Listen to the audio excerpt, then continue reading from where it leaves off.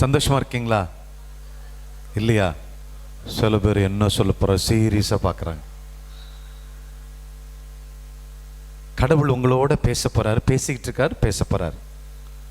இன்றைக்கு செய்தி உங்க வாழ்க்கையில மிகப்பெரிய ஒரு மாற்றத்தை உண்டு பண்ண போகிறது, நான் விசுவசிக்கிறேன். அன்பான சகோதர சகோதரிகளே, தவக்காலம் தொடங்கிடுச்சு. இன்றைக்கு பெண்கள் தின விழா இல்லையா? அப்படித்தானே? இல்லையா? என்ன சோகமா சில பேர், அப்படியா, ஏண்டா பெண்ணை பிறந்தோம் அப்படின்னு நினைக்கிற மாதிரி இருக்கு. பெண்கள் என்பது அது மிக சிறந்த ஒரு படைப்பு. யாரோ வாட்ஸ்அப்பில் அனுப்பிச்சிருந்தாங்க, ஆணும் பெண்ணும் சமம் அல்ல, ஆணை விட மேலானவர் அப்படின்னு ஒரு பிரதர் அனுப்பிச்சிருந்தார். உண்மையிலே அவருக்கு பாராட்டை தெரிவித்துக் கொள்ள வேண்டும், கடவுளுக்கு நன்றி சொல்வோம். ஸோ உங்கள் அனைவருக்கும் பெண்கள் தின நல்வாழ்த்துக்களையும் கடவுளுடைய ஆசிரியையும் நாங்கள் தெரிவித்துக் கொள்கிறோம். அன்பான சகோதர சகோதரிகளே, கடந்த 2 மாதங்களாய் ஆவி, ஆத்மா, சரீரத்தை குறித்து நாம் தியானித்தோம். யாராவது 3 பேர் வேணும் எனக்கு? வாங்க பிரதர். இந்த ஆவி ஆத்மா மாற்றக்கூடாது போல் இருக்கு, அதே ஆளு தான் எந்திரிச்சு வர்றார். இன்னைக்கு 2 பேர் வேணும், வாங்க. குட்டி ஆத்மா வருது.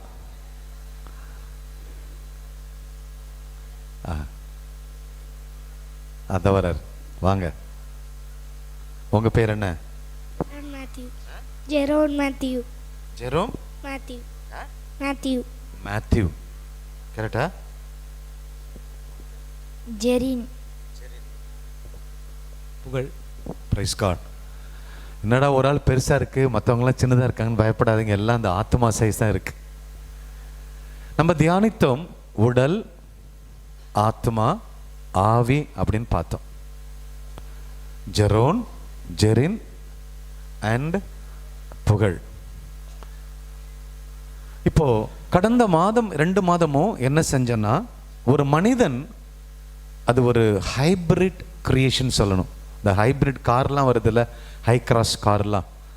அப்போது 2 முருங்கை மரம், ஒரு சாதாரண முருங்கை மரம், பயங்கரமான இம்போர்ட்டட் முருங்கை மரத்தையும் 2 குச்சியும் சேர்த்து ஒன்றா வச்சா இன்னொரு சூப்பராக முருங்கைக்காய் காக்கும். நீட்டாக 5 அடி நீட்டெல்லாம் காய்க்குது ஊரில்.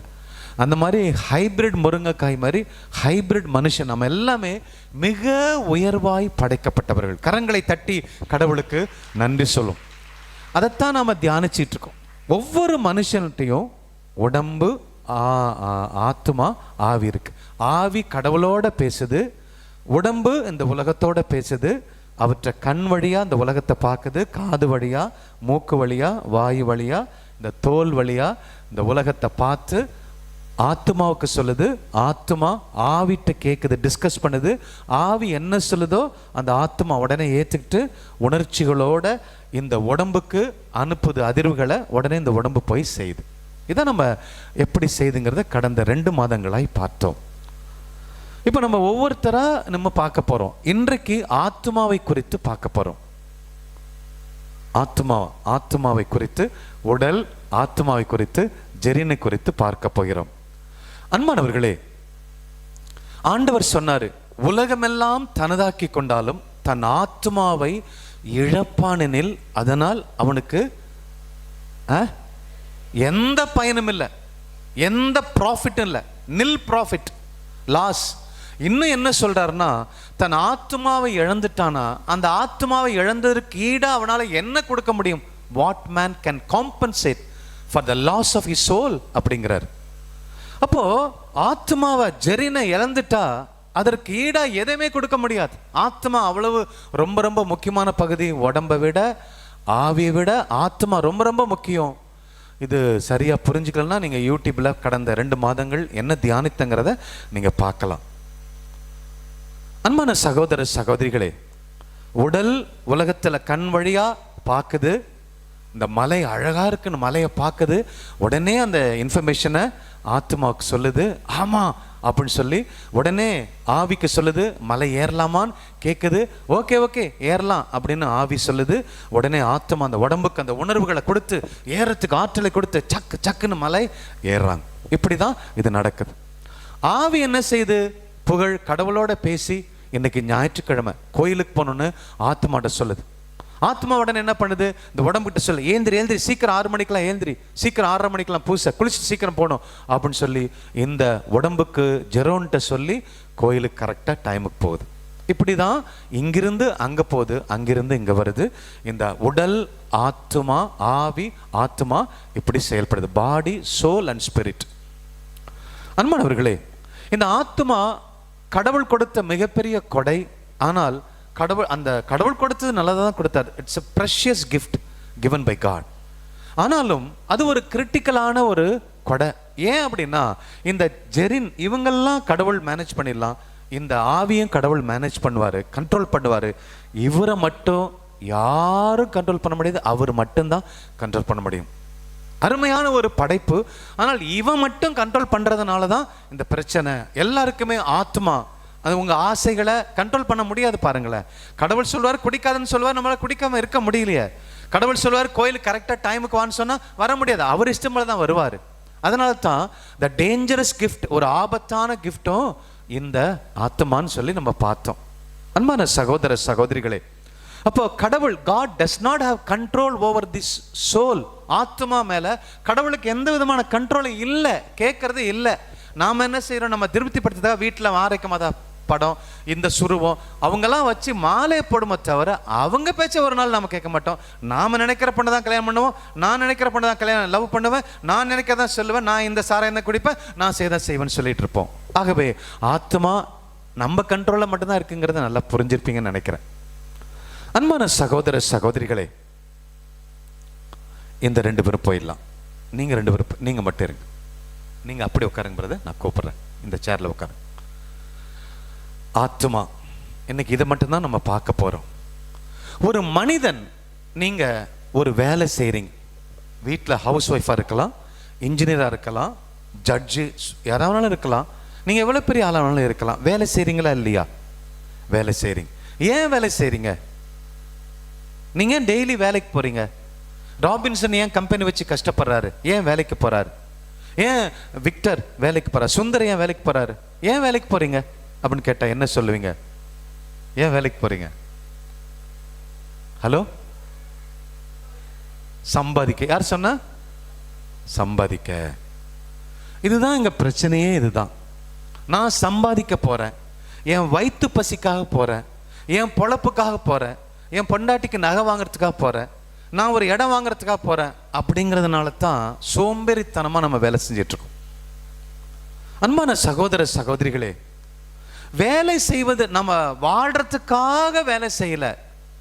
நான் வேலை செஞ்சால் தான் வீடு கட்ட முடியும், நான் போய் டிரான்ஸ்போர்ட் பண்ணால் தான் எனக்கு காசு வரும், அதுக்காக நம்ம வேலை செய்யலை. முதல்ல புரிஞ்சுக்கங்க, நாம் பிறந்ததே வேலை செய்யறதுக்கு தான். We don't work to live, but we live to work. ரெண்டுத்துக்கு வித்தியாசம் இருக்கு. என் வயிற்று பிழைப்புக்காக நான் வேலைக்கு போகிறது வேற, நான் பிறந்ததே வேலைக்கு போகிறேயா, வயிற்று பிழைப்பெல்லாம் அடுத்ததுயா.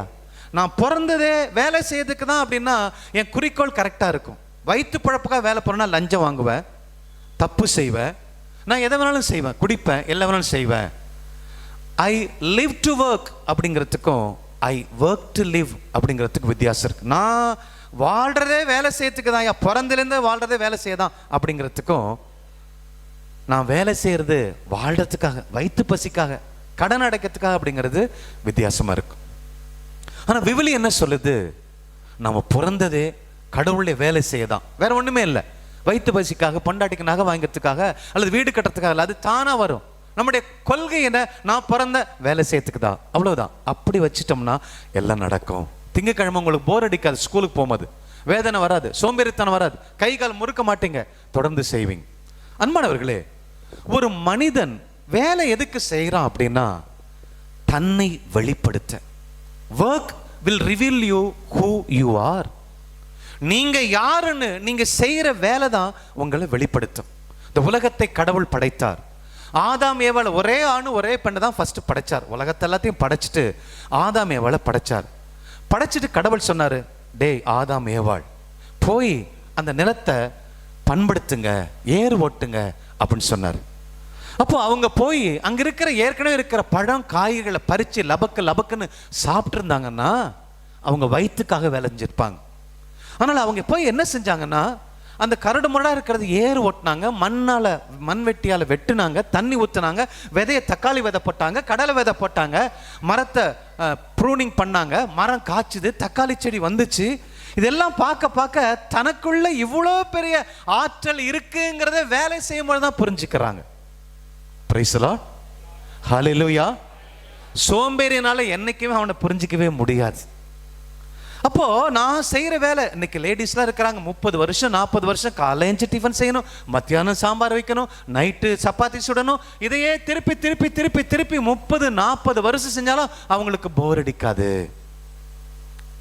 அன்பான சகோதர சகோதரிகளே, அப்போ ஆதாமியவாளுக்கு தெரியாது, மரமா இருக்க ஒரு சேர் டேபிள் தெரியாது, மரத்தை வெட்டுனா அதில் உக்காந்தான், ஒரு டேபிள் மாதிரி பண்ணால சாப்பிட ஆரம்பிச்சான்.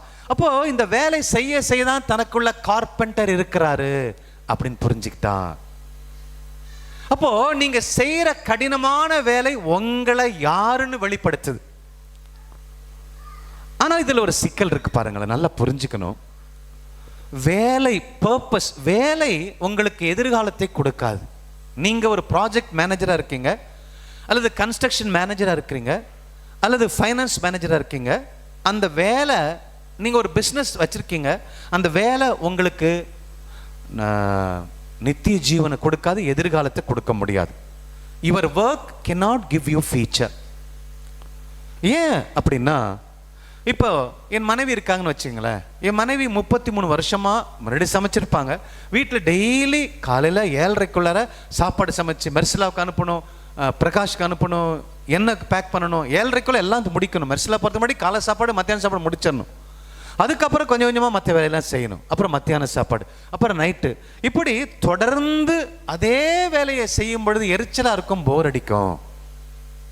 அதனால் அந்த வேலை செய்யும் பொழுது, சமைக்கும் பொழுது, இட்லி சுடும் பொழுது, இந்த இட்லியை சாப்பிட்ற என் புள்ள நீதியில் வாழணும், இந்த சட்னியை சாப்பிட்ற என் புருஷன் உண்மையா வாழணும், இந்த சாம்பாரை ஊற்றி சாப்பிட்ற என் புருஷன் அவன் அற்புதமா வாழணும். மாசான முத்தையா மனைவி சமைக்கும் போது அப்படி சொல்றாங்க, என் புருஷன் அற்புதமா இருக்கணும்னு சொல்றாங்கன்னு வச்சுக்கோங்களேன். என் பிள்ளைங்க நீதியில வாழணும், இந்த சப்பாத்தி சாப்பிட்ற என் மாமனார் நீதியில வாழணும், நான் உழைக்கிற உழைப்பு வீண் போகக்கூடாது, என் குடும்பம் ஆசீர்வாதமா இருக்கணும்னு சொல்லி ஒவ்வொரு செயலையும் கடவுளோட சேர்ந்து ஆசீர்வதித்து செய்ய செய்ய செய்ய அந்த குடும்பத்தில் அற்புதங்கள் நடக்க அத்தனை பேரும் நீதிமான்களா மாறுவாங்க.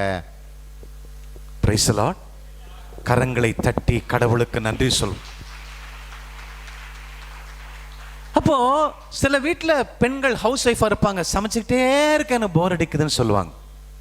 இல்ல, உங்களை வெளிப்படுத்துறீங்க. ஒரு நாளைக்கு கணவன் மனைவிக்கு 2 பேருக்கு பிரியாணி பண்ணியிருப்பாங்க சின்ன குக்கர்ல, நல்லா வந்திருக்கும், அப்புறம் திரும்பி நல்லா வந்திருக்கும். அதுக்கப்புறம் 7 பேர் வந்துருவாங்க, திடீர்னு சொல்லாமலாம் வந்துருவாங்க. உடனே சிக்கனை வாங்கி மட்டனை வாங்கி சிக்கன் பிரியாணி பண்ணும்பொழுதுதான் 7 பேருக்கு என்னால் சமைக்க முடியும் அப்படின்னு என்ன வெளிப்படுத்த முடியும். திடீர்னு 40 பேர் வருவாங்க, 40 பேருக்கு அண்டாவில் சிக்கன் சமைப்பா. அப்போ 40 பேருக்கு சிக்கன் சமைக்கக்கூடிய ஆற்றல் எனக்குள்ள இருக்குங்கிறது அது சமைக்கும் பொழுதுதான் தெரியும். பிரைஸ் தி லார்ட், ஹல்லேலூயா, ஹல்லேலூயா. சவர்ராஜ் ஒரு கம்பெனியில் ஃபைனான்ஸ் கன்சல்டன்ட் இருக்கிறாருன்னா ஒவ்வொரு பிரச்சனையை சால்வ் பண்ணும் பொழுதுதான் அவருக்கு தெரியும் இதுக்குள்ள மிகப்பெரிய ஒரு ஆள் இருக்கிறாங்கிறது. Your work reveals you who you are. உங்க வேலை நீங்க யாருன்னு காட்டக்கூடியதான் உங்க வேலை. வேலை நமக்கு சாப்பாடு படாது. அதுல அழகான நான் ஒரு கன்ஸ்ட்ரக்ஷன் பண்ணிட்டு இருக்கேன்னா, நான் நேர்மையோட நீதியோட கட்டடம் நிலைத்து நிற்கிறேன்னு சொல்லி உண்மையும் உத்தமமா நான் கட்டிட்டு இருக்க கட்ட என்ன ஆரக்கராஜுங்கிறவன் குவாலிட்டி மனுஷன், நேர்மையான மனுஷன், உண்மையான மனுஷன் என்ன வெளிப்படுத்த முடியும். நான் ஏமாத்தி பண்ண நான் ஒரு மோசமானவங்கிறதா நான் வெளிப்படுத்துவேன். அப்போ அன்பான சகோதர சகோதரிகளே, ஆத்மாவுடைய மெயின் ஒர்க்கே நீங்க யாருன்னு வெளிப்படுத்துறது தான் ஆத்மாவுடைய முக்கியமான ஒரு நோக்கமா இருக்கு. ஒரு மனிதன் தன்னை யாரென்று வெளிப்படுத்தணும்னு சொன்னா அவன் சுயநலம் இல்லாம கடவுளுடைய அன்பை பிறருக்கு கொடுக்கும் பொழுதுதான் வெளிப்படுத்த முடியும். உங்க வீட்டில் மனைவி இருக்கா, 50 வருஷம் சமைக்கிறாங்க, அல்லது புருஷன் இருக்கிறான் 50 வருஷம் மிஷின்ல வேலை செஞ்சுட்டே இருக்கிறாரு. வேலை செய்ய தம் மனைவிக்காக தம் பிள்ளைக்காக அவர் செய்யற தியாகத்தை பார்க்க பார்க்க புருஷன், இப்ப ராபின்சன் வேலை செய்யறாருன்னா அந்த ராபின்சனுடைய தியாகத்தை பண்ண இந்த ராபின்சன் கடவுளை வெளிப்படுத்துறார் வீட்டுக்கு. இப்ப குமார் தான் பிள்ளைகளுக்காக குடும்பத்துக்காக வேலை செய்யறாருன்னா இந்த குமார் கடவுளை வெளிப்படுத்துறார். மன்னித்து அன்பு செய்து, வாடி நான் உழைச்சு பார்க்கறேன், என்னை பத்தி கவலைப்படாதே, நான் கண் விழிச்சு சம்பாதிக்கிறேன் அப்படின்னு குமார் தான் மனைவிக்கு சொல்ல சொல்ல மனைவி குமார்ட்ட ஒரு கடவுளை பார்ப்பாங்க. அப்போ உங்களை யாருன்னு கண்டுபிடிக்கணும்னா சுயநலத்தோட வாழ்ந்தா கண்டுபிடிக்க முடியாது. அதான் சப்ஜெக்ட். இல்லைன்னா இப்படியே உட்கார்ந்துருக்க வேண்டியதான். Price the Lord. நிமிர்ந்து உட்காருவோமா? ஹல்லேலூயா, ஹல்லேலூயா. இயேசுவே ஆண்டவர், இயேசுவே ஆண்டவர். இதைத்தான் ஆண்டவர் இயேசு கிறிஸ்து ரொம்ப அழகா விவரிக்கிறாரு. மத்தேயு எழுதிய நற்செய்தி 10வது அதிகாரம் 39ல, எவன் ஒருவன் தன் வாழ்வை இழக்கிறானோ அவன் வாழ்வை பெற்றுக்கொள்கிறான். Those who loses his life, he will gain it அப்படிங்கிறார். அப்போ நான் உழைச்சிட்டே இருக்கேன், வீட்டில் சமைச்சிட்டே இருக்கேன், எனக்குன்னு ஒன்றும் இல்லை, நான் என் புருஷனுக்காக பிள்ளைங்களுக்காக குடும்பத்துக்காக உழைக்கிறேன், உழைச்சு நோய் வருது, கஷ்டப்படுறேன், துன்பப்படுறேன், என்னை இழக்கிறேன். பார்த்தீங்களா, என்னை இழக்க எனக்கு மட்டும் வாழ்க்கை இல்லை, என் குடும்பத்துக்கு வாழ்க்கை, சமுதாயத்துக்கு வாழ்க்கை. இந்த சமுதாயத்தை திருடாம சமுதாயத்தை நான் ஆசீர்வதிக்கிறேன் பாருங்க. அப்பதான் நீங்க யாருன்னு புரிஞ்சுக்க முடியும். அதை வர என்னால முடியாது, நான் சாக போறேன்னு சொல்லிக்கிட்டே இருக்க வேண்டியதான். ஒரு சின்ன நான் ஒரு வடை சுட்டு கொடுக்குறேன், அந்த வடையின் ரேட்டு 4 ரூபான்னு வச்சுக்கோங்களேன், நான் 40 ரூபான்னு பில்லு போட்டா நான் மோசமானவன், காசுக்கு ஆசைப்படுறேங்கிறத நான் வெளிப்படுத்துறேன். தன்னை இழக்கணும் பாருங்க. ஒவ்வொரு ஒரு ஐட்டம், ஒருத்தருக்கு ஒரு சாம்பார் சாதம் போட்டா கூட அது அற்புதமா போடணும் பாருங்க. என்னை இழக்கிற பொழுது நான் பிறருக்கு வாழ்வை கொடுக்கக்கூடிய மரமா நான் மாறுறேன். Price the Lord, hallelujah. இயேசுவே ஆண்டவர், இயேசுவே ஆண்டவர். ஹல்லேலூயா, ஹல்லேலூயா, ஹல்லேலூயா, ஹல்லேலூயா. அப்ப எந்த குடும்பத்துல சுயநலத்தோட இருக்கீங்களோ உங்களை வெளிப்படுத்தவே முடியாது. யாரு சோம்பேறியா இருக்கீங்களோ உங்களை யாருன்னு வெளிப்படுத்தவே முடியாது. ஒரு சைக்காலஜிஸ்ட ஒருத்தர் போய் கேட்டாரு, வாழ்க்கையை வெறுத்து போயிருக்கு, எரிச்சலா இருக்கு, நோய் நோக்காடு பிரச்சனை கடன் தொல்லை அப்படின்றாரு. அப்ப அவர் சொன்னாராம், இதெல்லாம் உன்னை யாருன்னு வெளிப்படுத்த வந்திருக்கிற சந்தர்ப்பையா, எதிர்த்து போராடியா, உன்னால மிகப்பெரிய ஜெயம் பெற முடியும்னு சொன்னாரு. 3 மாதம் கடைபிடித்தார். அவர் மிகப்பெரிய மோசமான கடனாளியா இருந்தவர் மிகப்பெரிய ஒரு செல்வந்தராய் மாறிவிட்டார். கரங்களை தட்டி கடவுளுக்கு நன்றி சொல்லுவோம். உன்னை யாருன்னே வெளிப்படுத்தாம புலிசாதம் மூட்டை மாதிரி உக்காந்துட்டு இருந்தா கடன் எப்படி அடைக்க முடியும்? எப்படி ஆசீர்வாதம் வரும்? எப்படி எனக்கு குழந்தை பிறக்கும்? என் நோய் எப்படி தீரும்? என் வாழ்க்கையில கஷ்டங்கள் எப்படி தீரும் சொல்லுங்க. என்னை நான் வெளிப்படுத்தவே இல்லை அப்படின்னா. பிரைஸ் தி லார்ட், ஹல்லேலூயா, ஹல்லேலூயா.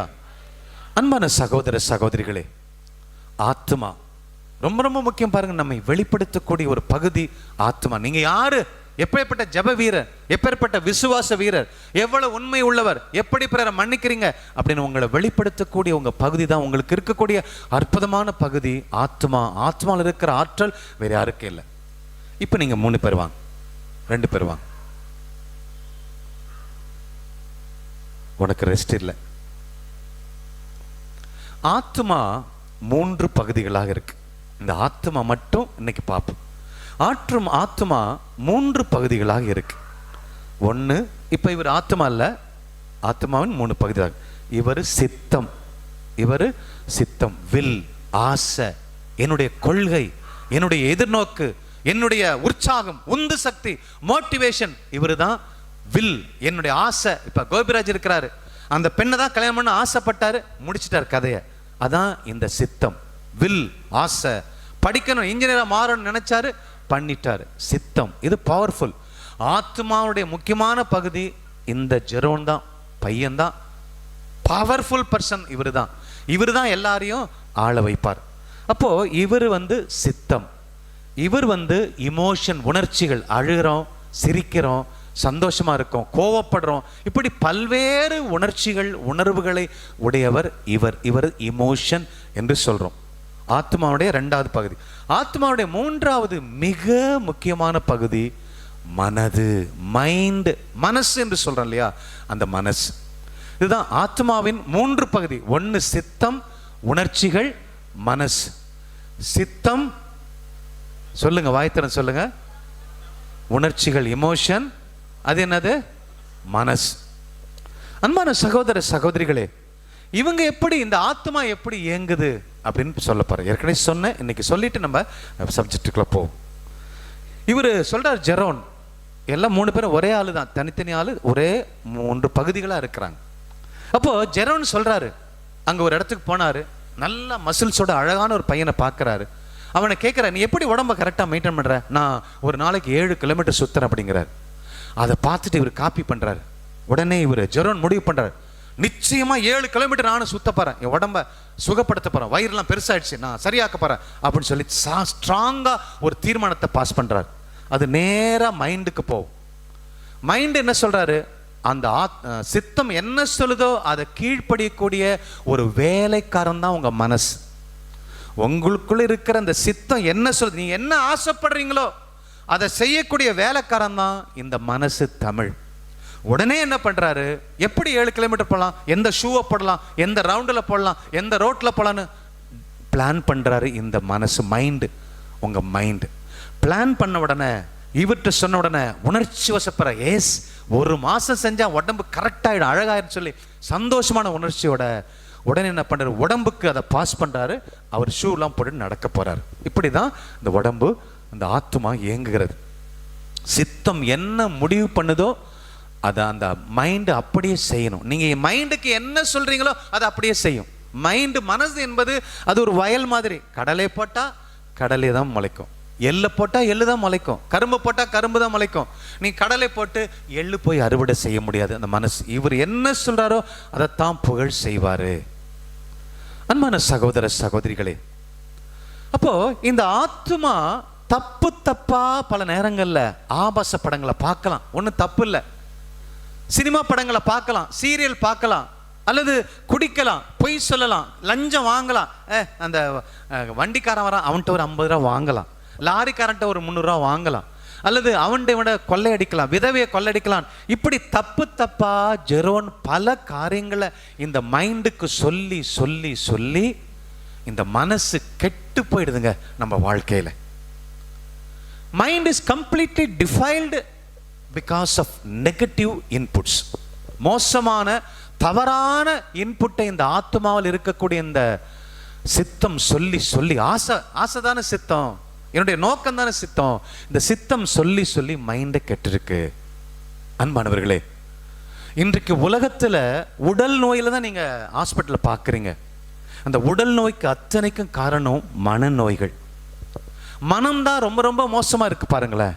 இன்னைக்கு உலகத்திலேயே இருக்கக்கூடிய மிகப்பெரிய த்ரெட், எல்லா நாட்டு பிரைம் மினிஸ்டர் தலைவர்களுக்கும் இருக்கக்கூடிய மிகப்பெரிய ஒரு சேலஞ்சிங் மனநோய், மென்டல் டிசார்டர், மென்டல் டிசீஸ். மனநோய் தான் இன்னைக்கு உலகத்தை வாட்டுது. மனநோய் எப்படி வந்தது பாருங்களேன். பைபிள்ல சொல்லுது, காயுவே உன் ஆத்துமா நலமோடு இருப்பது போல் உடல் நலம், உள்ள நலம், ஆன்ம நலம் எல்லாவற்றிலும் நீ நலமுடன் வாழ்வாயாகன்னு சொல்றார். அப்ப இந்த ஆத்மா, இந்த சித்தம், ஆத்மாவில் இருக்க சித்தம் கெட்டு போய் தப்பா சொல்ல இந்த மோசமான நிகழ்ச்சியுடைய தாக்கம் பாருங்க. எப்பப்பெல்லாம் அந்த குழந்தை ஊருக்கு போகுதோ கிளம்புது, பஸ் வந்துருச்சு, பஸ் வரும், பஸ் வந்து நிற்கும், அம்மா இருங்கம்மா நான் ஒரு டாய்லெட் போயிட்டு வரேன், யூரின் போயிட்டு வரேன் அப்படின்னு சொல்லிட்டு கிளம்பும் போதெல்லாம் பஸ்ஸுன்னு வந்துச்சு, ஆட்டோன்னு வந்துச்சு. பஸ் ட்ரெயினில் போனாவே சாப்பிட மாட்டாங்க, ஐயோ பயமா இருக்கு, ட்ரெயினில் எனக்கு மோஷன் போயிடும் அப்படின்னு பயப்படுவாங்க. இது ஒரு மனவியாதி. நிறைய வியாதிகள் இருக்கு, ஒன்று சொல்றேன். பயங்கர சில பேருக்கு பசி இருக்காது, ஆனரெக்சியா அப்படிங்கிறாங்க. பசி இருக்காது, எவ்வளோ என்ன வச்சாலும் பசி இருக்காது, பசி இல்லைம்பாங்க. அது ஒரு மனவியாதி தான்.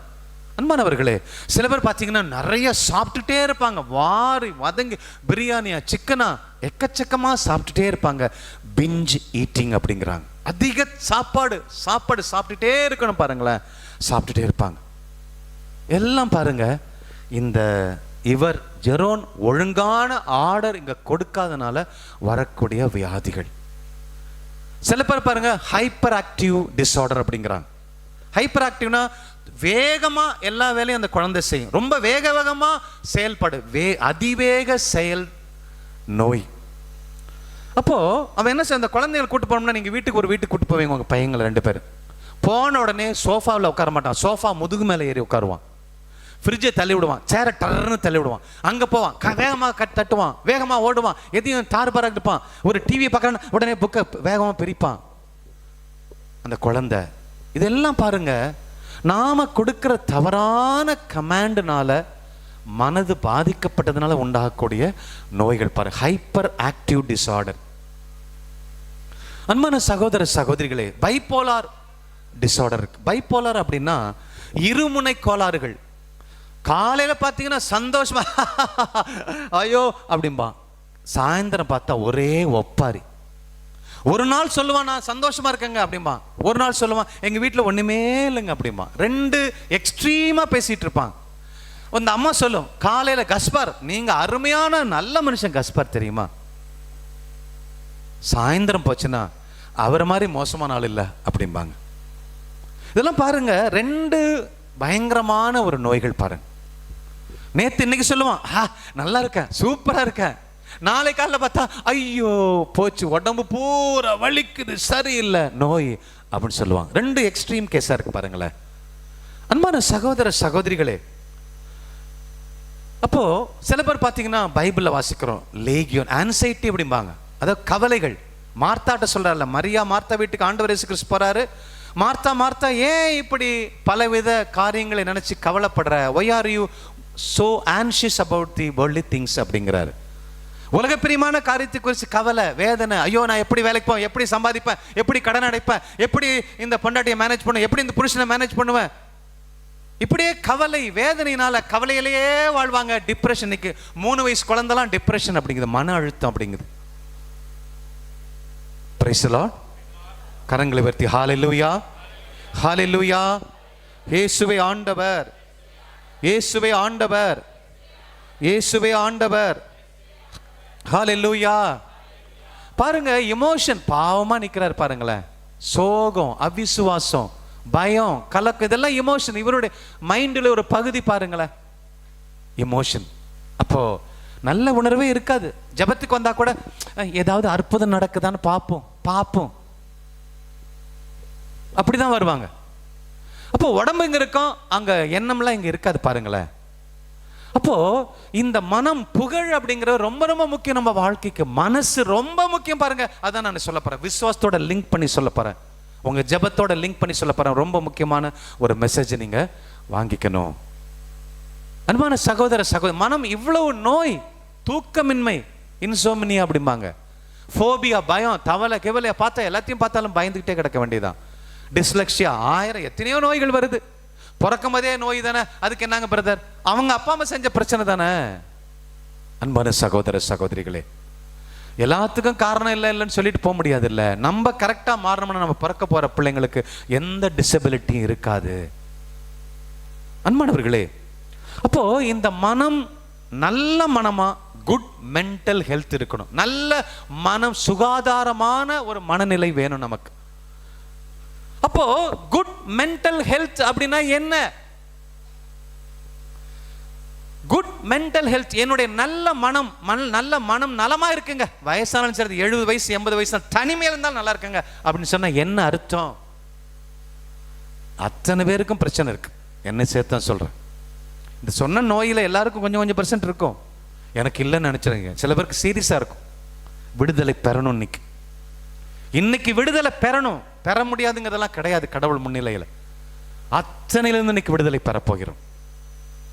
அப்போ நல்ல மனநிலை, மனநலம் அப்படின்னா என்ன? குட் ஹெல்த், மென்டல் ஹெல்த்னா என்ன அப்படின்னா, நல்ல வாழ்க்கை வாழணும் அப்படின்னா அந்த ஆள், நான் எனக்கு, அதாவது good mental health is described as a state of well being. அப்போ நான் நலமுடன் வாழணும், நல்லா வாழ்றேன், நல்ல வாழ்க்கை வாழ்றேன் அப்படின்னா என்ன அப்படின்னா, எனக்குள்ள இருக்கிற திறமைகள், எனக்குள்ள இருக்கிற ஆற்றல், எனக்குள்ள கடவுள் கொடுத்திருக்கிற கொடைகள் என் வாழ்க்கையில் வரக்கூடிய எந்த பிரச்சனையும், எந்த ஸ்ட்ரெஸ்ஸையும், எந்த நோயையும், எந்த கடன் தொல்லையும் நான் கான்கர் பண்ணி எதிர்கொண்டு நான் வெற்றி பெறுவேன். எனக்குள்ள அந்த திறமை இருக்கிறது, எனக்குள்ள அந்த ஆற்றல் இருக்கிறது அப்படின்னு அவன் நம்பி வாழ்க்கையை தொடங்கும் பொழுது அவன் வாழ்க்கையில நல்ல பலன்களை உலகத்துக்கு கொடுப்பான், தான் குடும்பத்துக்கு கொடுப்பான். ஃப்ரூட்ஃபுல்லா, ப்ரொடக்டிவா அவன் இருப்பான். அவன் எங்கேயும் போய் இது நல்லா இல்லை, அது நல்லா இல்லை, இது விளங்காது, இது கட்ட முடியாது அப்படின்னு சொல்ல மாட்டான். அதுல எப்படி கட்டுவாங்கிறத கண்டுபிடிப்பான். இந்த வீடு இடிச்சு தள்ளிடு அப்படின்னு சொல்ல மாட்டான். நல்ல குட் மென்டல் ஹெல்த் உள்ளவன், நல்ல மனநிலை என்றால் என் வாழ்க்கையில என் புருஷன் குடிகாரனா இருந்தாலும் எனக்குள்ள இருக்கிற திறமை, எனக்குள்ள இருக்கிற ஜபம், எனக்குள்ள இருக்கிற கடவுளுடைய ஆற்றலினால, எனக்குள்ள இருக்கிற திறமையினால, எனக்குள்ள இருக்கிற அந்த கேப்பபிலிட்டினால எந்த பிரச்சனையும் என்னால எதிர்கொள்ள முடியும். அப்படி வாழ்கிற பொழுது அந்த பெண்ணின் வாழ்க்கை, அந்த ஆணின் வாழ்க்கையில தொழில் விளங்கும், எல்லாம் சூப்பரா நடக்கும். கனி தரக்கூடிய ஒரு ஆணா வாழ முடியும், கனி தரக்கூடிய ஒரு பெண்ணா வாழ முடியும். இதுதான் நல்ல குட் மென்டல் ஹெல்த், நல்ல மன நலம். Praise the Lord. Hallelujah, hallelujah. இயேசுவே ஆண்டவர். நீங்க போய் உட்கார்ந்தீங்க, நீங்க மட்டும் இருங்க பிரதர். அன்பு கூறுவேன் இன்னும் அதிகமாய், ஆராதிப்பேன் இன்னும் ஆர்வமாய். அன்பு கூறுவேன் இன்னும் அதிகமாய், ஆராதிப்பேன் இன்னும் ஆர்வமாய்.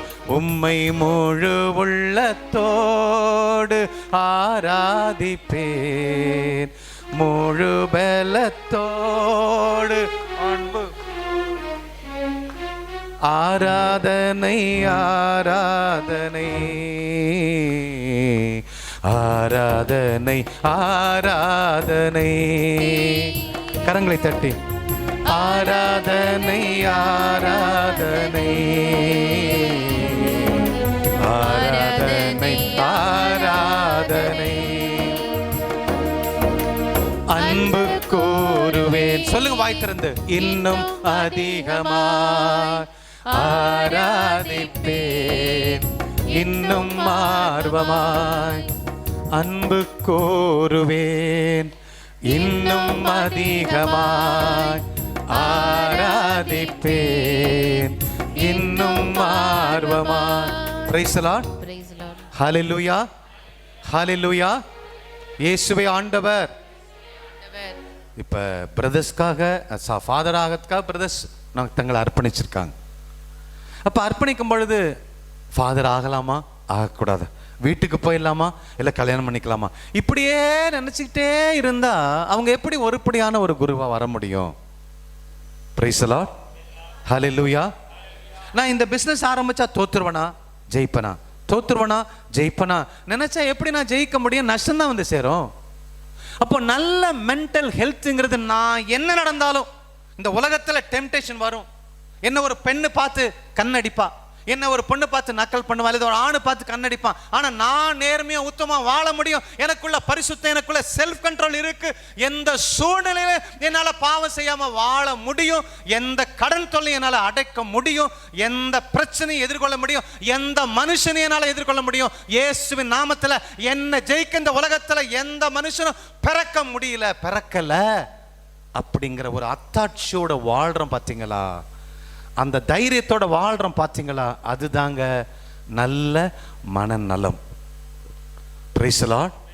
இது இருந்தா எங்கேயும் போய் போக தேவையில்லை. இன்னைக்கு இன்னும் பாருங்களேன், ஒரு நாங்க ஸ்கூலுக்கு நாங்க டாக் கொடுக்க போனோம், மோட்டிவேஷனல் டாக் பிள்ளைங்களுக்கு. நேற்று முந்தாள் அந்த சிஸ்டர்கிட்ட பேசினேன். அவங்க என்ன சொல்றாங்கன்னா, எல்லாம் மார்க் கொஞ்சம் குறைஞ்சிட்டா போதும் உடனே பிளேடால கையை கிழிச்சுக்கிறது, மாத்திரை சாப்பிட்றது, தூக்கு மாட்டிக்கிறது, இப்படி எல்லாருமே இப்படி ஒரு ஏதாவது ஒரு பிரச்சனை வந்தா உடனே சோர்ந்து போயிடுது. இதுதான் நான் டச் பண்ண போறேன். அன்பானவர்களே, இப்போ மனம் நலம்னா என்னன்னு சொல்லிட்டேன். மனநலம் நோய் எதனால வருதுன்னு சொல்லிட்டேன். ஆத்மாவில் இருக்கக்கூடிய ஜெரம் தான் நோயை கொடுக்கிறார். சரியா? சித்தம் தான், என்னுடைய ஆசை, தேவையற்ற ஆசை, பொல்லாத ஆசை தான் தப்பு தப்பாக சொல்லி கொடுத்து அந்த மனசை கெடுத்து குட்டிச்சவராக ஆக்கி வச்சிருக்கு. அன்பானவர்களே, இந்த மனது ஒரு பையன் மட்டும் வாங்க, ஒரு ஆள் வாங்க வாங்க, அப்படி இல்லை. இந்த மனது ரெண்டு பகுதியாக இருக்கு. சிம்பிளாக சொல்லணும்னா ரெண்டு பகுதி போதும். இது வெளிமனம், இது உள்மனம். இது கான்ஷியஸ் மைண்ட், இது சப்கான்ஷியஸ் மைண்ட். இது உணர்வுள்ள மனம், இது உணர்வற்ற மனம். இது வெளிமனம், இது உள்மனம். இது வெளிமனம், இது உள்மனம். இது கான்ஷியஸ் மைண்ட், இது சப்கான்ஷியஸ் மைண்ட். இதுதான் மனசு.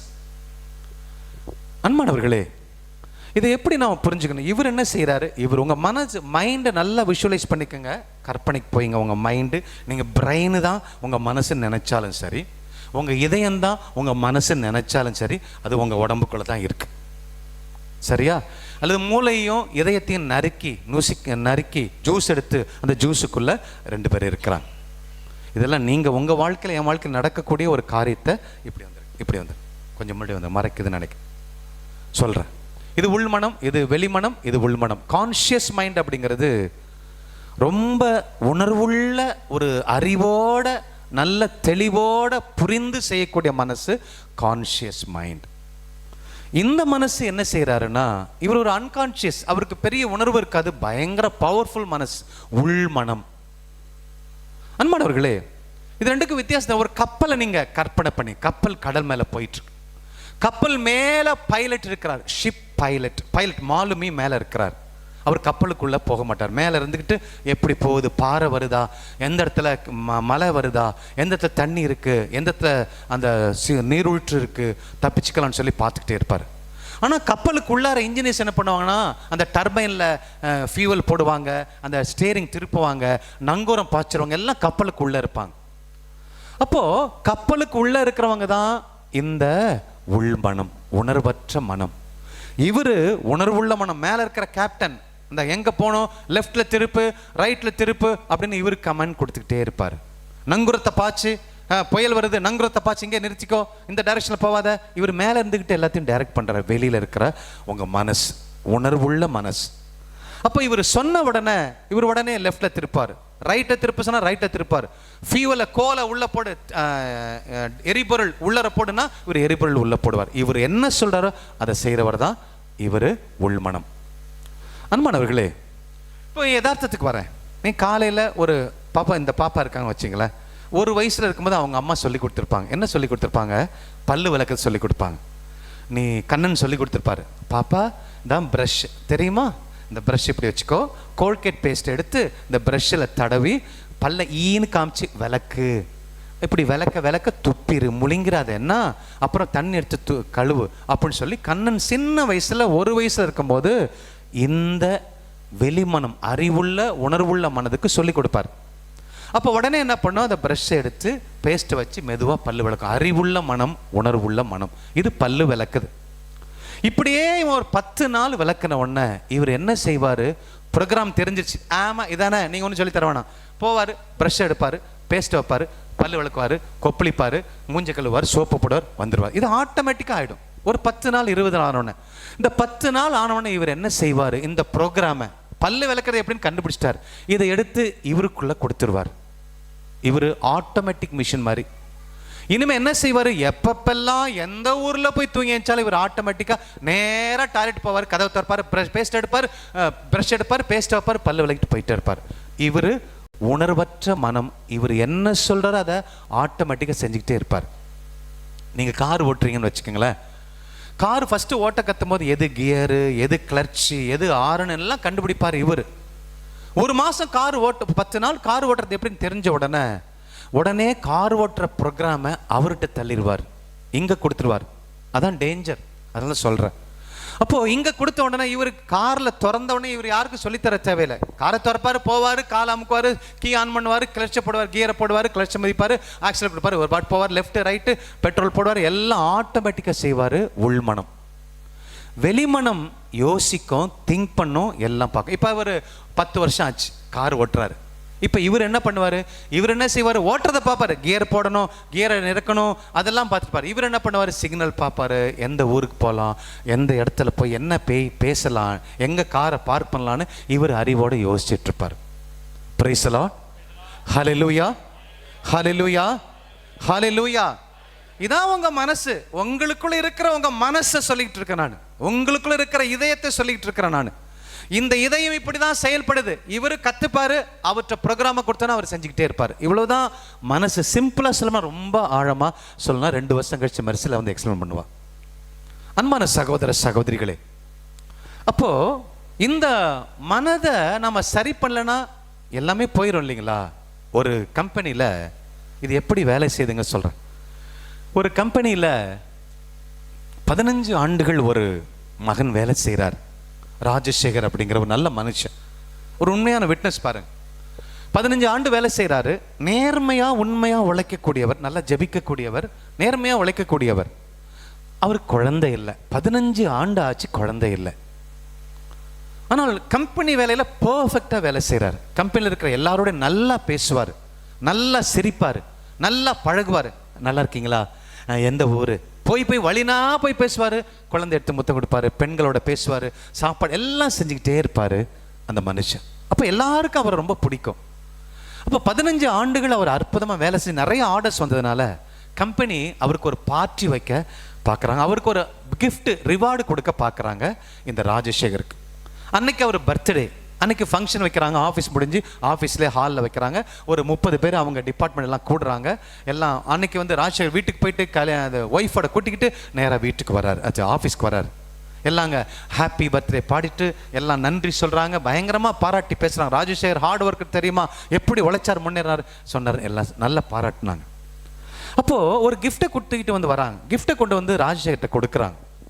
2க்கு 2 பெரிய பாக்ஸ். உடனே ராஜசேகரை அந்த பாக்கெட்டை திறக்க கத்திரிகள் கொடுத்து நீங்கள் கட் பண்ணி ஓப்பன் பண்ணுங்க அப்படிங்கிறாங்க.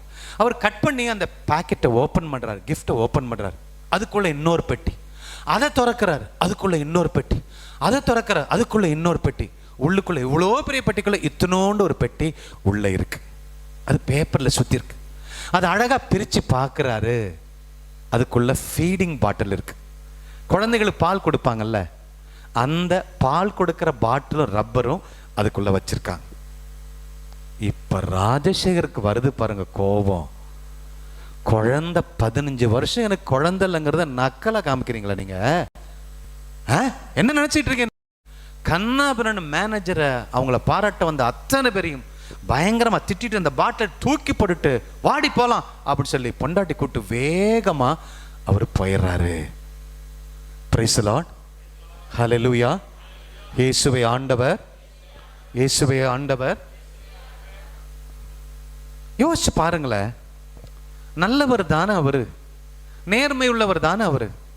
அப்போ இந்த பிரச்சனையை அவர் எப்படி டீல் பண்ணிருக்கலாம் பாருங்க. இந்த ஃபீடிங் பாட்டில் கொடுத்த உடனே எனக்கு குழந்தை இல்லை குழந்தை இல்லை குழந்தை இல்லை அப்படிங்கிற இந்த வெளிமனம் சொல்லலை. ஃபர்ஸ்ட் இந்த வெளிமனம் 5 மாதம் 6 இல்லை 2-3 வருஷம் இந்த வெளிமனம் நினச்சி வச்சு என் புருஷன் சரியில்லை, பொண்டாட்டி சரியில்லை, குழந்தை இல்லை குழந்தை இல்லைன்னு சொல்லி இவர் முடிச்சுட்டு இனிமேல் குழந்தையே பிறக்காது அப்படிங்கிறத நீ அவமானப்பட வேண்டியதாங்கிற டெசிஷனை இந்த உள்மனத்துக்கு பாஸ் பண்ணிட்டாரு இவர். இப்போ இவர் அழகா வேலை செய்யறாரு, அறிவோட வேலை செய்யறாரு, வேலை செய்யலாம் முடியுது. ஆனா எங்க போய் தொடும் பொழுது உள்மனத்தில் இருக்கிற அந்த ஆற்றல் பொங்கி எழுது. அன்னைக்கு இருக்கிற அழகான சூழல் இவரையே ஓவர்டேக் பண்ணிட்டு தூக்கி எறிஞ்சிட்டு வேகப்பட்டுட்டு வீட்டுக்கு போயிடுறாரு. இதான் அப்போ இதை எப்படி டீல் பண்ணிருக்கலாம்?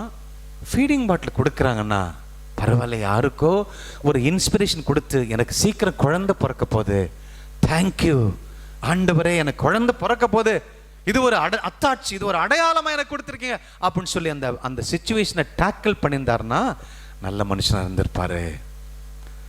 என்ன சொல்ல வரேன்னா, சீரியல் பார்க்குறோம், இன்னைக்கு நம்மளால குடி வெறிய விட முடியலையே, ஜெபிச்சாலும் கிடைக்க மாட்டேங்குதையே, கோபத்தை குறைக்க முடியலையே, உன் மருமகள் மேல கோவப்படுறியே, உன் பையன் மேல கோவப்படுறியே, உன்னால லஞ்சம் வாங்காம இருக்க முடியலையே, பல ஆண்டுகளா போர்னோகிராஃபி பார்த்து இன்னைக்கு விட முடியலையே, உன்னால நல்லா ஒரு எந்த காரியத்தையும் நேர்மறையோட எதிர்நோக்க முடியலையே.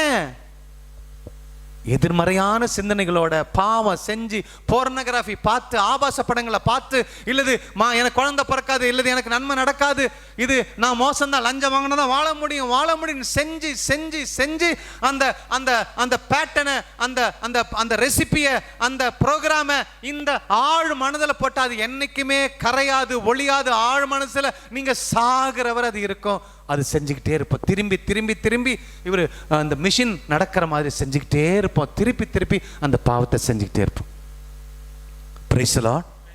ஹல்லேலூயா, ஹல்லேலூயா, ஹல்லேலூயா, ஹல்லேலூயா, ஹல்லேலூயா. இந்த அறிவுள்ள இந்த கான்ஷியஸ் மைண்ட் ஒழுங்கா இருந்துச்சுன்னா இந்த மனம் அருமையா இருக்கும். இவர் என்ன சொல்றாரோ அதுதான் இவர் செய்வார். உங்க மனசுல ரெண்டு பகுதி, வெளி மனது உள் மனது அப்படின்னு சிம்பிளா வச்சுக்கோங்க. கான்ஷியஸ் மைண்ட் அப்படின்னா உணர்வுள்ள, ஜாக்கிரதையான, உணர்கிற அறிவுள்ள மனசு. இந்த மனசு அறிவோட நடந்துச்சுன்னா பிரச்சனை இல்லை. நம்ம இன்னும் சீரியல் தானே பார்க்குறோம் அப்படிங்கிறோம். சீரியல் பார்க்காம இருக்க முடியலையே. சினிமா தானே பார்க்குறாங்கிறோம். சினிமா பார்த்து பார்த்து சண்டையை சச்சரையும் பார்த்து பார்த்து அந்த வெறி, சின்ன வயசுலேயே வெறி. இந்த 10-8 வயசு பையன் கொலை செஞ்சுருக்காங்க. 8 வயசு குழந்தை. அதுக்குள்ள இந்த மைண்டு கரப்ட் ஆகி, இந்த மைண்டு மோசமாகி, அதை ஒரு ப்ரோக்ராமா இதுக்குள்ள கொடுத்து, புகழுக்குள்ள கொடுத்து அவன் செய்யறான். அப்போ திருப்பி திருப்பி திருப்பி திருப்பி டேஞ்சர் பாருங்களேன். நம்ம ஒரு பிரச்சனையை ஒரு தடவை பாக்குறீங்க, ஒரு பெண்ணை பாக்குறீங்க, தப்பா பார்த்து விட்டுட்டு போயிடணும். அல்லது ஒரு தடவை குடிக்கலாம்னு என்ன வந்தா விட்டுறணும், அதோட விட்டுறணும். திருப்பி திருப்பி செய்ய செய்ய உங்க வாழ்க்கையில இவர் ஆழ் மனதில் போய் கிடக்கிறத உங்களால் கழுவ முடியாது, ஒன்றும் செய்ய முடியாது. அதனால தான் நம்மளால விசுவாசத்தில் கூட, கோயில் மேட்டர்ல கூட இப்படி தான் வாழ்றோம். அதான் நான் சொல்ல போறேன். எப்படி இதை ஹீல் பண்ணணும், எப்படி இவரை ஹீல் பண்ற புகழை சுத்தப்படுத்திட்டோம்னா நம்ம வாழ்க்கை அற்புதமா இருக்கும். அன்பான சகோதர சகோதரிகளே, லாஸ்ட் ஒரு 10 மினிட்ஸ் நம்ம முடிச்சிடும். இந்த 10 மினிட்ஸ் ரொம்ப முக்கியம். இப்போ நான் சொல்லிட்டேன், ஆத்மா, உடல், ஆவி. ஆத்மா பார்த்தோம், ஆத்மாவில் 3 பகுதியை பார்த்தோம்: சித்தம், உணர்ச்சிகள் அண்ட் மனசு. இப்போ மனசை 2 பகுதியாக பார்க்குறோம். சில பேர் சைக்காலஜி டாக்டர்ஸ் என்ன சொல்லுவாங்கன்னா வெளிமனம், நடுமனம், உள்மனம், அப்படிலாம் நிறைய பகுதிகள் இருக்குது. அது அவ்வளோ டீப்பாக போக தேவையில்லை. 2 பகுதியை சிம்பிளாக புரிஞ்சுக்கலாம். அப்போ இந்த மனதில் இவ்வளோ போராட்டம் இருக்குது. அப்போ உள்மனம், உங்கள் உள்ளுக்குள்ள பல காரியங்களாக பார்த்தீங்கன்னா, தேங்காய் சட்னி எப்படி பண்ணணுங்கிறத ஃபஸ்ட்டு 2-3 தடவிட்டு செஞ்சுருப்பீங்க. இப்போல்லாம் பாருங்கள், கடன்னு வெங்காய சட்னி 10 பேர் தானா, வெங்காய சட்னியா, ஓகே, 5 வெங்காயம், 5 2 10 தக்காளி, 2 பச்சை மிளகா, கடன்னு வரும் பாருங்களேன். யாரும் சொல்லித்தர தேவையில்லை. 30 பேரா, அது இந்த மாதிரி மைண்ட் பெருக்கிக்கும். ஏனென்றால் எல்லாமே இங்கே ப்ராசஸ் பண்ணியாச்சு, இங்கே உள்ளார போட்டாச்சு, டெபாசிட் பண்ணாச்சு, டவுன்லோட் பண்ணிட்டோம். இங்கே அதே எங்கள் அப்பா அடித்தான், எங்கள் ஆத்தா அடித்தான், எங்கள் மாமனார் ஏமாற்றிட்டாரு, மருமை ஏமாற்றிட்டான், எங்கள் அண்ணன் ஏமாற்றிட்டான், அப்படியே சொல்லிட்டே இருக்கமே. இங்கே உள்ள டவுன்லோடர் எல்லாம் அந்த உள்ளத்தில் போய் பதிஞ்சு போச்சு. இதை கழுவுனா தான் நம்ம வாழ முடியும். பண்ண போகிறோம். அன்பானவர்களே, ப்ரூஸ் லிப்டன் அப்படிங்கிற ஒரு மிகப்பெரிய ஒரு சயின்டிஸ்ட் இன்னைக்கு வாழ்ந்துட்டு இருக்கிறார். ப்ரூஸ் லிப்டன் அப்படிங்கிற ஒரு அமெரிக்காவில் இருக்கக்கூடிய ஒரு செல் பயாலஜிஸ்ட். உடம்புல இருக்கக்கூடிய செல்கள் எப்படிலாம் செல் இயங்குது, எத்தனையோ செல், சிவப்பு அணுக்கள், வெள்ளை அணுக்கள், நிறைய இருக்குல்ல உடம்புல, அத்தனை அணுக்களை ஆராய்ச்சி பண்ணக்கூடிய ஒரு சயின்டிஸ்ட். நீங்கள் 2 பேரும் அங்கே உட்காந்துக்கிறது. அப்போ அன்பானவர்களே, அதுக்கு முன்னாடி நீங்கள் கோயிலுக்கு போறீங்க. Hello, please listen to me. விசுவாசத்துக்கும் இதுக்கும் மிகப்பெரிய சம்பந்தம் இருக்கு. இதை புரிஞ்சிக்காம நம்ம என்னதான் டக்கான்னு ஆடினாலும் நடக்க போறது இல்லை. உங்க உள்மனதை சுத்தப்படுத்திட்டீங்கன்னா, அதுக்கு தான் கடவுள் சொல்றாரு, நீ கேட்கும் போதே கிடைச்சிருச்சு அப்படி நம்பு, அது உன்னுடையதாக ஆகிரும். நீ ஜெபிக்கும் பொழுது என்னது, ஆண்டவரே எனக்கு ஒரு நல்ல லாரி கிடைக்கும் போது கிடைச்சிருச்சு, லாரியை ஓட்ட ஆரம்பிக்கணும் மனசுல, நம்பு, ஆட்டோமேட்டிக்கா அது உனக்கு கிடைச்சிடும் அப்படிங்கிறாரு.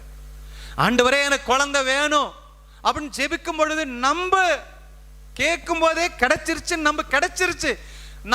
எனக்கு ஒரு குழந்தை பிறந்துச்சு, நான் எப்படி நடப்பணும், அப்படி நடக்கணும், அது தங்குனாதான் நான் அப்படி மாறுவேன் அப்படின்னு நடக்காது. அன்பான சகோதர சகோதரிகளே, அப்போ நான் என் கடன் தொல்லை அடைக்கணும் ஆண்டவரேன்னு வேண்டேன், கடனை அடைச்சிட்டேன், நான் இனிமே கடன் கொடுக்க போறேன், நான் இன்னையிலேருந்து 4லேருந்து 10 இருப்பாங்க கடவுள் கொடுக்க ஆரம்பிச்சிட்டேன். ஏன் கடன் தான் அடைஞ்சிருச்ச இருக்கு, ஆனா அடைய போகுது, நான் அடைஞ்சிருச்சுன்னு நினைக்கிறேன். கன்விக்ஷன், கடவுள் சொல்லிட்டா அது நடக்கும். அதான் விசுவாசம். அன்பானவர்களே, நம்ம எல்லாரும் கோயிலுக்கு போறோம். கோயிலுக்கு போய் 1 மணி நேரம் 1.5 மணி நேரம் சந்தோஷமா இருக்கும் ஞாயிற்றுக்கிழமை. அப்போ ஞாயிற்றுக்கிழமை நம்ம கோயிலுக்கு போய் கடவுள்கிட்ட, அவர் தானே என்னை படைச்சாரு, கண்ணீர் விடுறோம், ஜெபிக்கிறோம், வேண்டுறோம். அப்பா எப்படியாவது என் குடும்பத்தில் சமாதானம் வரணும், எப்படியாவது இந்த நோய் தீரணும், எங்கள் அம்மாவுக்கு சுகம் ஆகணும், இந்த நோய் எங்கள் அப்பா விட்டு போகணும், வேண்டுறோம். கடன் தொல்லைக்கு, வீட்டுக்கு, எல்லாத்துக்கும் வேண்டுறோம். அப்போ எல்லாத்தையும் அங்கே போய் ஆண்டவர்கிட்ட கொட்டிட்டு வரோம். கடவுள்கிட்ட கொட்டி, முஸ்லீம் வந்து அவங்க கடவுள்கிட்ட சொல்லுவாங்க, இந்து அவங்க கடவுள்கிட்ட போய் சொல்லிட்டு வராங்க. அப்போ கிறிஸ்டியன்ஸ் போய் அந்த ஏசப்பாட்டை போய் கொட்டிட்டு வரோம். நம்ம சண்டே கொட்டிட்டு வரோம், எல்லாத்தையும் கொட்டிட்டோம், ரொம்ப சந்தோஷமா இருக்கும். கோயிலை விட்டு வரும்பொழுது ஒரு 2 மணி நேரம் 3 மணி நேரம் ஆச்சுன்னா நமக்கு அந்த சந்தோஷம் இருக்கிறதா? ஏசு வேண்டிட்டேன், கிடைச்சிருச்சு, வேண்டிட்டு அது நடந்துரும், அந்த நோய் சுகமாயிடுச்சு. ஆமா, அந்த சந்தோஷம் நமக்குள்ள இருக்கிறது இல்லையே. ஏன்? அப்போ ஒரு பாத்திரத்துல பாயாசம் இருக்கு, அதை போய் கடவுள்கிட்ட கொட்டிட்டு வரோம். பாயாசம் என்கிற பிரச்சனையை கொட்டிட்டு வரோம். கொட்டிட்டு வந்த ஒரு பாடம் நமக்கு அதே தலைவலி, அதே சோகம், அதே அவிசுவாசம் நமக்குள்ள இருக்கிறதையே. அன்பானவர்களே, அப்போ கோயிலுக்கு போய் அழுதிங்களே, உங்க பிரச்சனைய கொட்டினீங்களா, அல்லது கொட்டிட்டு திரும்பி எடுத்துட்டு வந்துட்டீங்களா, அல்லது பிரச்சனையை கொட்டின மாதிரி பாவலா பண்ணீங்களா?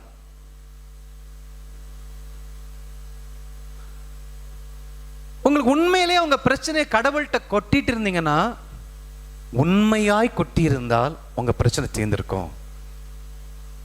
ஆனா திரும்பி வந்து அதே பிரச்சனை தான் நம்ம எதிர்கொண்டிருக்கோம். பிரச்சனை மாறலையோ, சூழல் அப்படி இருக்க. காரணம் என்ன? நமக்கு உண்மையிலே விசுவாசம் இல்லை, நம்மள்ட்ட பிலீஃப் இல்லை. கடவுளை நம்புறேன், மாதாவை நம்புறேன், ஜெபமாலை சொல்றேன், ஆண்டவர்கிட்ட சொல்றேன், இறக்க ஜெபமாலை சொல்றேன், பொய். உண்மையான விசுவாசம் இல்லை. உண்மையான விசுவாசம் இருந்தா ஒவ்வொருத்தனும் இன்னைக்கு ஆண்டவர் இயேசு கிறிஸ்துவை போல மாறி இருப்போமே. நம்ம அப்படியே ஒரு நோயாளியா, கால் கைகால் உடைஞ்சவனா, இப்படியே சோகமா பித்துக்குழி மாதிரி வாழ்ந்துட்டு இருக்கோமே. ஏன்? உண்மையான விசுவாசம் நமக்குள்ள இல்லை. ஆனால் ஒன்று தெரியுமா, இந்த உலகத்தில் ஒரு குழந்தை தாயின் கர்ப்பப்பையில பிறக்குதுன்னா அது கம்ப்ளீட்டா பிலீவ் சிஸ்டத்தோட தான், விசுவாசத்தோட தான், கடவுளை நம்பி ஆகணுங்கிற ஒரு ப்ராசஸ் பண்ணி சிஸ்டத்தோட தான் பிறக்குது. கடவுளை நம்பி ஆக வேண்டும் என்கிற அந்த விசுவாசம் என்கிற அந்த அந்த சித்தத்தோட தான் பிறக்குது, ப்ரோக்ராமோட தான் பிறக்குது. அது இன்ஸ்கிரிப்டட் இன் தேர் மைண்ட். அப்ப விசுவாசங்கிறது அவங்க உள்ளத்துல எழுதப்பட்டிருக்கு. ஆனா நாம போற கொட்டிட்டோம், வந்துட்டோம், ஆனா நோய் அப்படியே இருக்கு, பிரச்சனை அப்படியே இருக்கு, வாழ்க்கையில மாற்றம் இல்லை, நேர்மை இல்லை, மன்னிக்க முடியல. ஆமாயா, நோய் இருந்தா பரலோகம் போயிருவையா? போ. மனம் மாறுதா? நேர்மை இருக்கா? உண்மை இருக்கா? பரிசுத்தம் இருக்கா? அன்பு இருக்கா?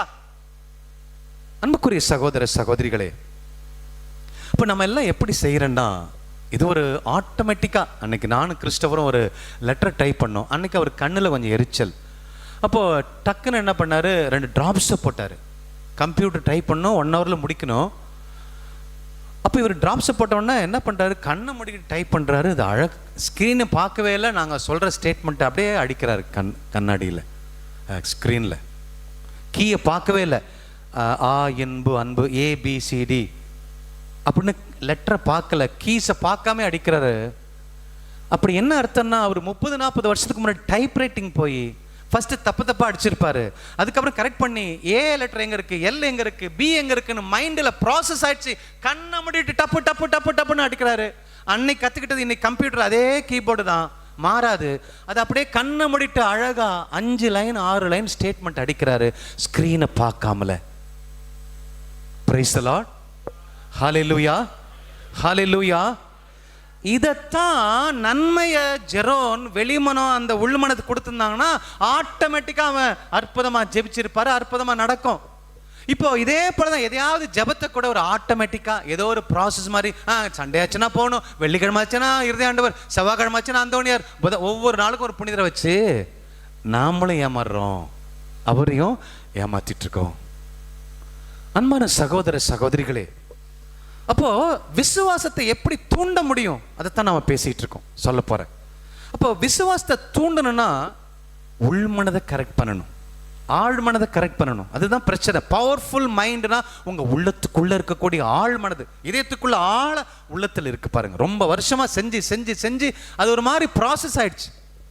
அப்போ ஏன் நீங்க கோயிலுக்கு போய் கொட்டிட்டு வந்தீங்களே, ஜெபிச்சுட்டு வந்தீங்களே, ஏன் கிடைக்கல? ஏன் பயப்படுறீங்க? ஏன் நம்பிக்கை இல்லை? நான் சொன்னேன், நீங்க பிறக்கும் போது உங்களுக்கு விசுவாசம் தான் பிறக்கிறீங்க. எப்படின்னா, நீங்க ஒரு ஃபிளாட்ஸ் ஒரு 10 மாடி கட்டிடத்துக்கு போறீங்க, படிக்கட்டில் லிஃப்ட்டில் ஏற போறீங்க, அது 30 மாடி போகுதுன்னு வச்சுங்களேன், லிஃப்ட்டில் ஏறுறீங்க, பயப்படுவீங்களா? இருங்க இருங்க லிஃப்ட்டுக்கார நிறுத்துங்க, நான் கீழே நோண்டி பார்க்கணும், ஃபவுண்டேஷன்லாம் கரெக்டாக இருக்க நோண்டி பார்க்கணும். யாரை நோண்டி பார்ப்பீங்களா? நீங்கள் பாட்டு உள்ளே போவீங்க, பட்டன் எடுத்தீங்க, 30வது மாடி போவீங்க. அந்த லிஃப்ட் மேலே அவ்வளோ நம்பிக்கை இருக்கு. யாராவது வீடை வாங்கும் பொழுது ஃபவுண்டேஷன் நோண்டி பார்க்குறோமா? நோண்டி பார்க்கறது இல்லையே. ஏன்னா கண்டிப்பாக அது நல்லா போட்டிருப்பாங்க நம்புகிறோம். நம்பிக்கைங்கிறது நீ பிறக்கும் போதே வந்திருக்கு. யாரும் டீச் பண்ண தேவையில்லை. விசுவாசத்தை அதை பயன்படுத்தாமல் வச்சிருக்கோம் பாருங்களேன். Praise the Lord. Hallelujah, hallelujah, hallelujah. இயேசுவே ஆண்டவர், இயேசுவே ஆண்டவர். ஹல்லேலூயா, ஹல்லேலூயா, ஹல்லேலூயா. அன்பான சகோதர சகோதரிகளே, அப்போ இதே போல தான் ஒவ்வொருத்தரும் ட்ரெயினில் ஏறுறோன்னா, இருங்க அந்த டிரைவரை பார்த்துட்டு அவர் நல்ல மனுஷனா, சர்டிஃபிகேட்லாம் வச்சிருக்காருன்னு பார்க்குறோம். நான் பாட்டு உட்காரோம், நான் பாட்டுக்கு போகிறோம், ஃப்ளைட்டில் போனாலும் போகிறோம். அப்போ நம்பிக்கைங்கிறது பிறக்கும் போதே உன் உள்ளத்தில் எழுதப்பட்டிருக்கிறது. அதை ஒழுங்காக செயல்படுத்த முடியாமல் உள்மனம் தடுக்குது. அன்பான சகோதர சகோதரிகளே, அப்போ இதை எப்படி சரிப்படுத்துவது? இந்த நான் கோயிலுக்கு போய் ஜெபிச்சேன், ஜெபிக்கும் பொழுதே கிடைச்சிருச்சுன்னு நம்புறது எப்படி? அதை எப்படி என்னுடையதாய் ஆக்குவது? அன்பான சகோதர சகோதரிகளே, அப்போ ஏன் அந்த அம்மா கோயிலில் போய் ஜெபிச்சாங்க, அது கிடைக்கல அப்படின்னா, கிறிஸ்டவர் சொன்னல, அறிவுபூர்வமா டைப் பண்ணிக்கிட்டே இருக்கிறாரு. அன்னைக்கு கிடைச்ச அந்த அறிவு உள்மனத்தில் இருக்கிறது, அது மறக்காது. பி அடுத்தது எல் அடுத்தது ஜே அப்படின்னு ஏற்கனவே இருக்கு. அறிவுபூர்வமா டைப் பண்றாரு.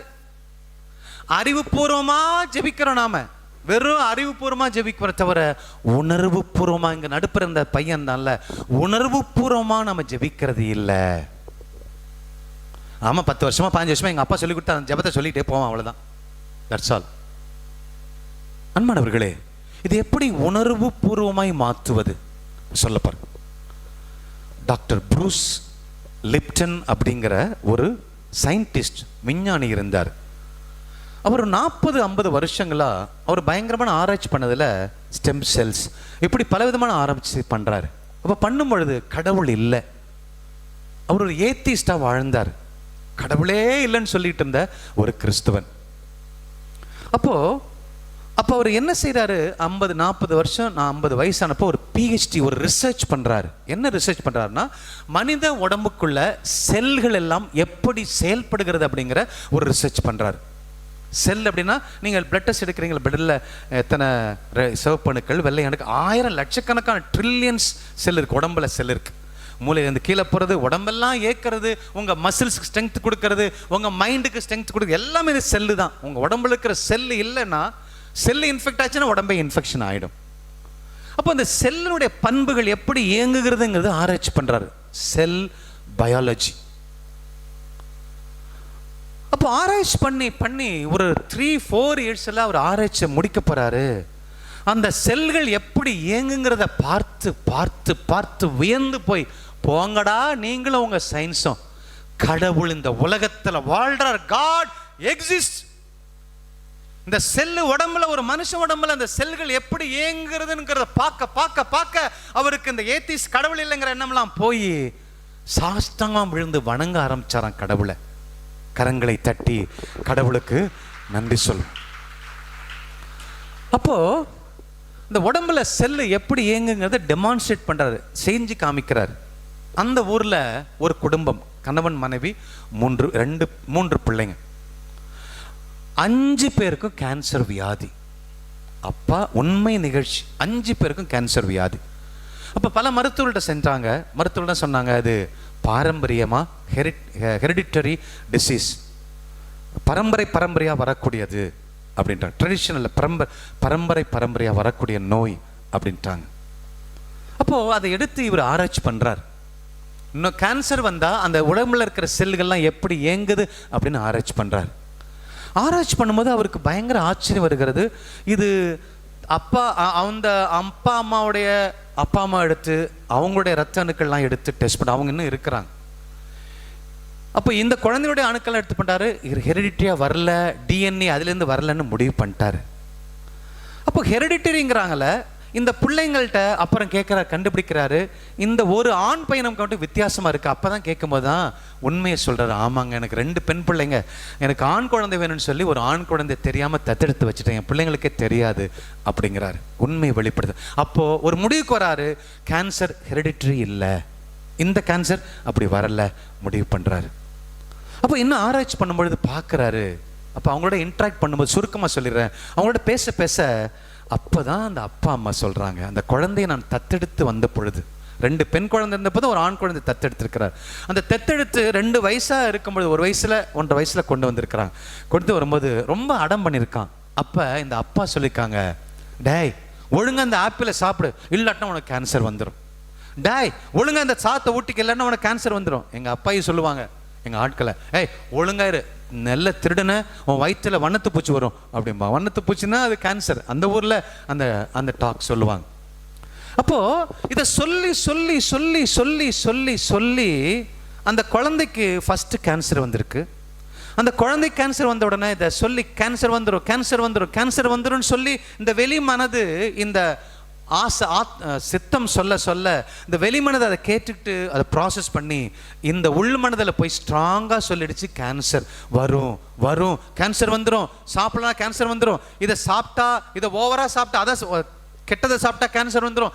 இப்படி இவங்க கணவன் மனைவி மாற்றி மாற்றி சொல்லி சொல்லி சொல்லி சொல்லி ஃபஸ்ட்டு இந்த பையனுக்கு வந்துச்சு, அந்த குழந்தைகளுக்கு வந்துச்சு, அப்பா அம்மாவுக்கு வந்துருச்சு.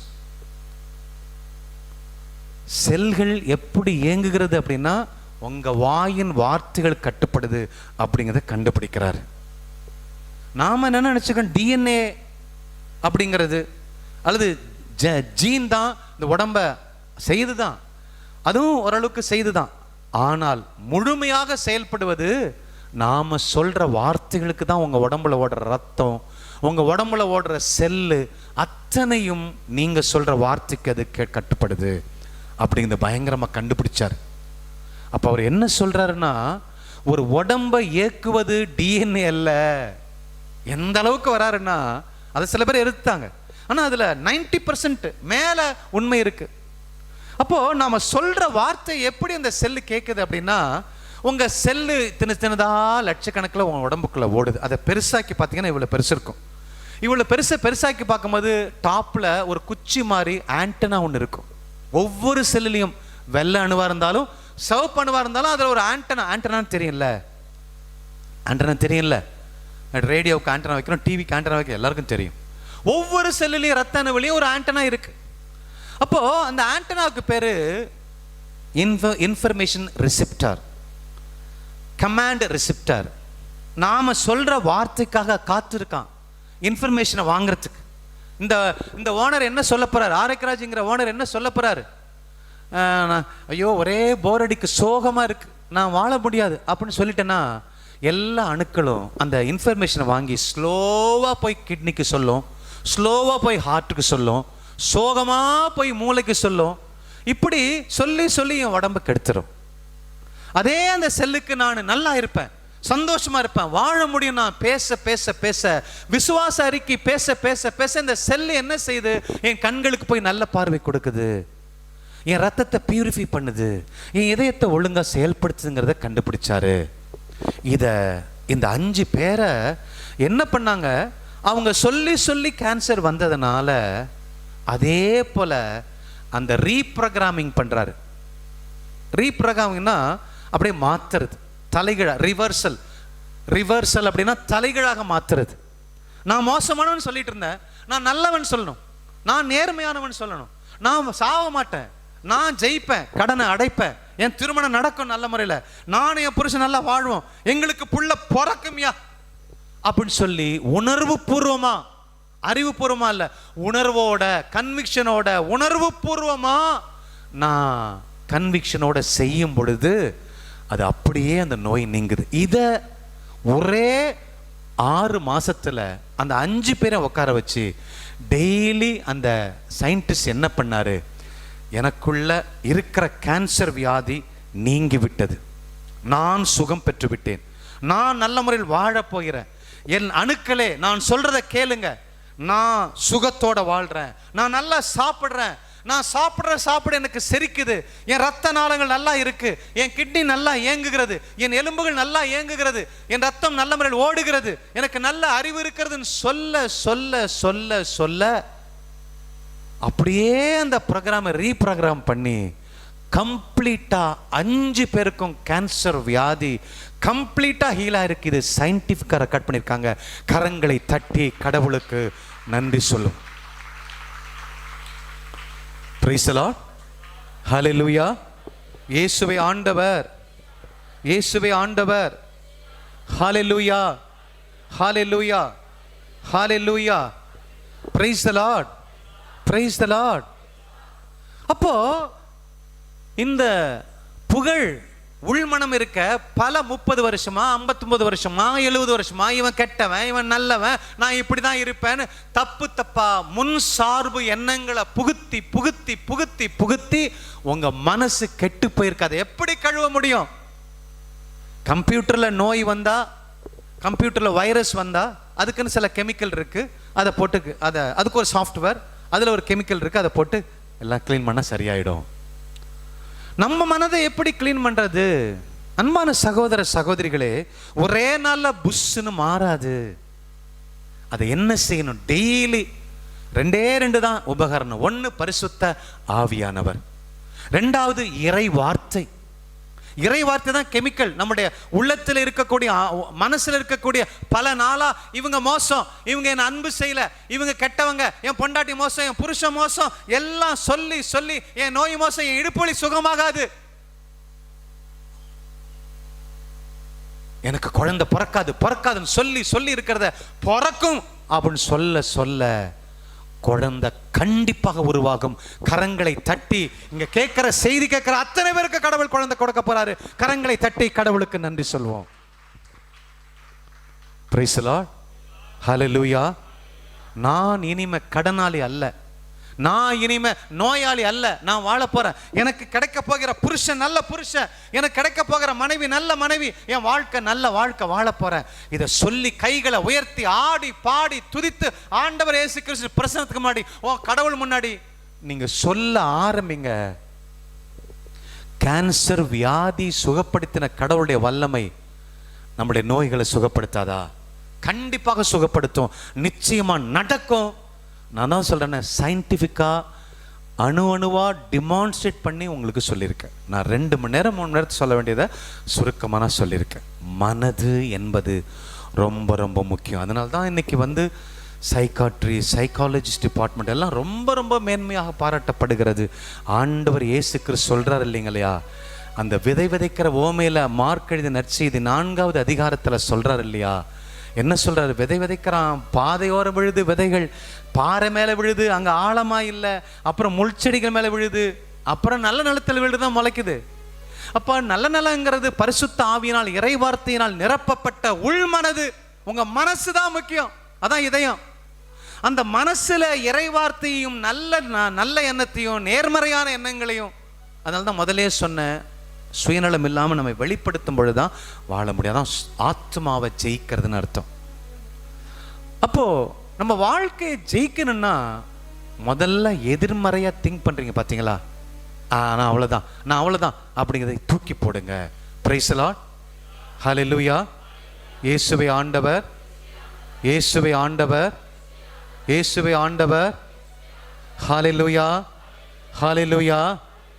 ஒரு குழந்தை இருக்கவங்களுக்கு 2வது குழந்தை பிறக்கும், 2 குழந்தை இருக்கும் 3வது குழந்தை கேட்டீங்கன்னா கிடைக்கும், 4 குழந்தை இருந்தாலும் 5வது குழந்தை கேட்டாலும் கொடுப்பாரு கடவுள். முதல் திருமணம் மோசமாச்சா, 2வது திருமணம் சூப்பரா இருக்க போகுது. முதல் மனைவி மோசமாச்சா, 2வது மனைவி அற்புதமா கொடுக்க போறாங்க. நோய் வந்துச்சா நோய் தீரும், இடுப்பு எலும்பு வலிக்குதா தீரும், தேஞ்சு போன முட்டி எலும்புகள் வளரும். என்னங்க கேன்சர் வியாதி தீரும் பொழுது ஏன் தீராது? நீங்கள் உங்கள் உடம்ப ஒரு உருண்டை, அது மேலே ஒரு ஆண்டனா இருக்கிறத நீங்கள் யோசிச்சு பாருங்களேன், விஷுவலைஸ் பண்ணி பாருங்களேன். உங்கள் உடம்புக்குள்ள நிறைய உருண்டை இருக்குது, மேலே ஒரு குச்சி இருக்குது, அந்த குச்சிக்கு நீங்கள் நல்லதாக இன்ஃபார்ம் பண்ணி அந்த ஆண்டனாவுக்கு நல்லதை சொன்னீங்கன்னா உடம்பெல்லாம் ஓடி ஓடி ஓடி உங்கள் வாழ்க்கை அற்புதமாக மாறுங்க. நீங்கள் தாயக்கட்டை போடுறீங்க, தாயம் விளையாண்டுருக்கீங்களா? தாயம் விளையாண்டுருக்கீங்களா சிஸ்டர்? விளையாண்டது இல்லையா? தாயம் விளையாண்டுருக்கேன். அப்போ 2 டீம் விளையாடுவாங்க, 3 டீமோட விளையாடுவாங்க. உருட்டிட்டு போடுவாங்க. ஒரு 12, 2 6, ஒரு 5. எங்கள் வீட்டிலலாம் விளையாடுவோம். அங்கே பார்த்தா 12 6 ஒரு 5 போட்டால் கிறிஸ்டவர் காயை வெட்டலாம். ஆனால் அன்னைக்கு பார்த்தா 2 விழும். ஆனால் 12 6 5 விட்டது நம்ம கையில் இல்லை பாருங்க. It is not under our control. விழுந்தா லக். ஆனால் 1 நம்ம கண்ட்ரோலில் இருக்கு. 2 விழுந்தாலும் அந்த காயை அழகா நவுத்தி வைக்க வேண்டியது ஏன் திறமை. அடுத்த முறை வெட்டிக்கலாம். அப்போ வாழ்க்கை என்பது இதுதான் பாருங்களேன். துன்பம் வருது, துயரம் வருது, கஷ்டம் வருது, நோய் வருதுன்னு அதை எதிர்த்து தூக்கி போட்டு மிதிங்க. அது உங்க வீட்டை விட்டு ஓடும். பிசாசு உங்க வீட்டுக்குள்ள வர முடியாது. Praise the Lord. Hallelujah, hallelujah. இயேசுவே ஆண்டவர். கடந்த வாரம் நாங்கள் மேல்மாநகர் பருத்திப்பட்டு பங்கிற்கு போனோம். நானும் என் மனைவியும். ரகு வந்தார். அங்கே ஒரு 16 பேர் பைபிள் கிளாஸ் எடுக்கிறாங்க. அந்த பைபிள் கிளாஸ் 1 வருஷமாக அவங்களுக்கு டீச் பண்ணுறாங்க. நாங்கள் 2 தடவை ஏதோ போனோம். டைம் இல்லை எங்களுக்கு. அப்போ கடைசியாக முடிக்க போகிறாங்கன்ட்டு இந்த வகுப்பு எடுங்கன்னு சொல்லி என்னையும் மனைவி கேட்டாங்க. அதை முடிச்சு நாங்கள் மேரேஜ் ப்ரிப்பரேட்டரி கிளாஸ் முடிச்சு ஊருக்கு போனோம். டைட்டாக இருந்துச்சு அன்றைக்கி ஃபுல் டே. சரி, இதுக்காக ப்ரிப்பேர் பண்ணி ப்ரேயர் பண்ணி காலைல ஆண்டவர் 4:30 எழுப்பிட்டு என்னென்னமோ சொன்னார். கடைசியில் பார்த்தா கிளம்பும் போது பிரதர் 4 பேர் தான் வராங்க, கேன்சல் பண்ணியிருக்கேன் பிரதர் அப்படின்ட்டாரு.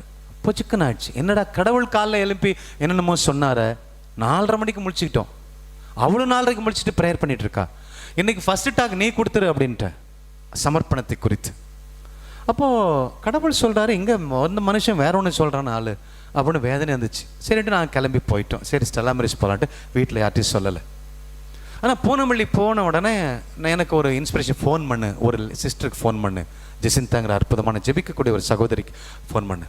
என்ன பிரதர் நீங்கள் 2 பேரும் வரீங்கன்னு சொல்லிட்டு வீட்டில் சமைச்சல கொண்டு வந்திருக்கேன், வாங்க. அது எப்படி இல்லை அப்படி ஒரு 5 நிமிஷம் இருங்கன்னு சொல்லி எல்லாருக்கும் ஃபோன் பண்ணாங்க. எல்லாரும் ஃபோன் எடுக்கல. அப்போ 16 பேரும் அங்கே உள்ளே இருக்கிறாங்க.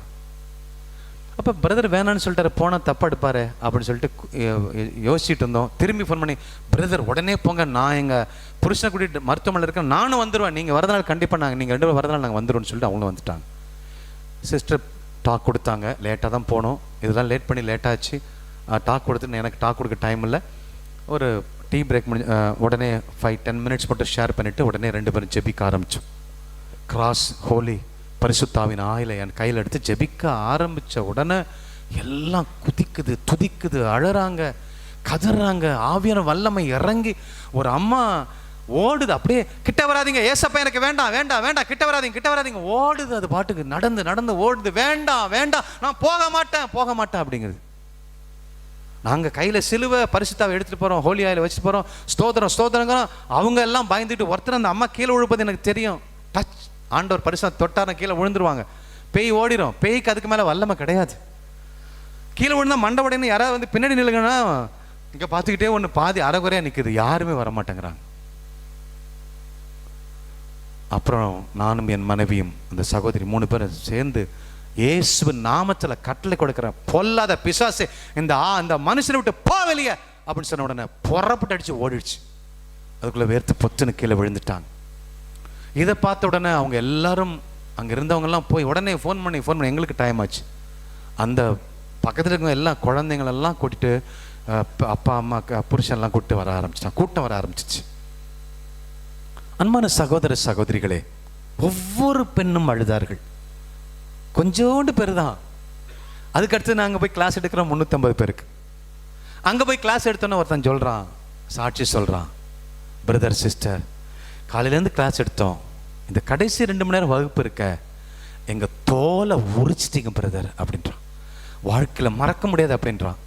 கடவுளுடைய ஏன் அதை சொல்கிறேன் அப்படின்னா, நம்முடைய ஆழ் மனதிற்கு கண்டிப்பா விடுதலை நடக்கும். இந்த பேய் ஓடும் அப்படிங்கிற கன்விக்ஷனோட சொல்லும் பொழுது அங்க கடவுள் வந்து நிற்கிறார். கேட்கும் போதே கிடைச்சிருச்சு நான் நினைக்கிறேன், அதுதானே கடவுள் விரும்புறாரு. அந்த பிள்ளைய அற்புதம் செய்வாரு.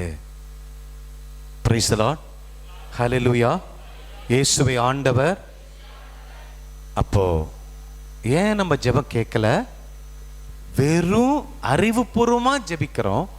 உணர்வு பூர்வமா ஜெபிக்கல, ஆட்டோமேட்டிக்கா ஜெபிக்கிறாரு. புகழ் சொல்லி கொடுத்தது அவ்வளவுதான். அறிவுபூர்வமா அவர் ஒரு வெறும் அறிவுபூர்வமா தான் இருக்க தவிர, இந்த நடுப்புல இருந்தார ஒரு மனுஷன் உணர்வு, எஸ் இந்த கடவுள்கிட்ட கேட்டா கிடைக்கையா, கிடைச்சிருச்சியா, ஜெபிக்கிறது எத்தனையோ கிடைச்சிருக்குது, கிடைக்கும் அப்படிங்கிற அந்த உணர்வு சந்தோஷத்தோட முக்காம எதிர்நோக்காம ஒரு பிரச்சனை இல்லாம கிடைச்சிருச்சு இல்ல. அப்ப கிடைச்சிருச்சுன்னா அதன்படி நான் சந்தோஷமா வாழ ஆரம்பிக்கணும் பாருங்க. அப்படி ஆரம்பிக்கும் போது அந்த ஜெபம் கண்டிப்பாய் பலன் தருகிறார். நம்ம எல்லாம் எழுந்து பாடல் பாடி நம்ம இதையே அடுத்த மாதமும் இன்னும் ஆழமாய் எப்படி வெற்றியுள்ள ஜெபத்தை நம்ம ஏறெடுக்க முடியுங்கிறத பிராக்டிக்கலா நம்ம பார்க்கணும். Price the Lord, hallelujah. இயேசுவே ஆண்டவர்.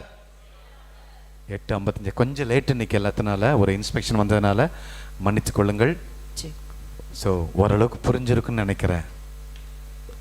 உங்க உள்மனதை தூய்மை ஆக்க வேண்டும். உங்க மனதை மைண்டை கிளியர் பண்ணிட்டீங்கன்னா உணர்வுபூர்வமாய் அறிவுபூர்வமா விசுவாசத்தோட ஜெபிக்க முடியும். இப்ப ஏற்கனவே நீங்க போட்டிருக்கதை எப்படி கழுவணும்? டெய்லி காலையில இறை வார்த்தை வாசிங்க. அந்த வார்த்தையை வாசித்த வார்த்தையை திருப்பி திருப்பி திருப்பி திருப்பி திருப்பி தியானிச்சிட்டே இருங்க. இந்த ஜெரோன் தியானிக்க தியானிக்க ஆட்டோமேட்டிக்கா அந்த புகழுக்கு ஒரு சிஸ்டம் போயிடும், ப்ராசஸ் போயிடும். கண்டிப்பா இந்த ஆண்டவர் கொடுப்பாரு. அப்படிங்கிற எப்படி சட்னியை நீங்க ஈஸியா பண்றீங்களோ அதே போல கேட்கறது அத்தனையும் கிடைக்கும். ரொம்ப சுலபமா நீங்க உங்களால் வாழ முடியும். புகழ மாற்றும் பொழுது, உங்க உள்மனதை மாற்றும் பொழுது நீங்க கேட்கறது அத்தனையும் கிடைக்கும். அதுக்கு செய்யறதுக்கு 2 ஆப்ஷன் தான். ஹோலி ஸ்பிரிட், பரிசுத்த ஆவியானவர். பரிசுத்த ஆவியானவரே எனக்குள்ள வாங்க.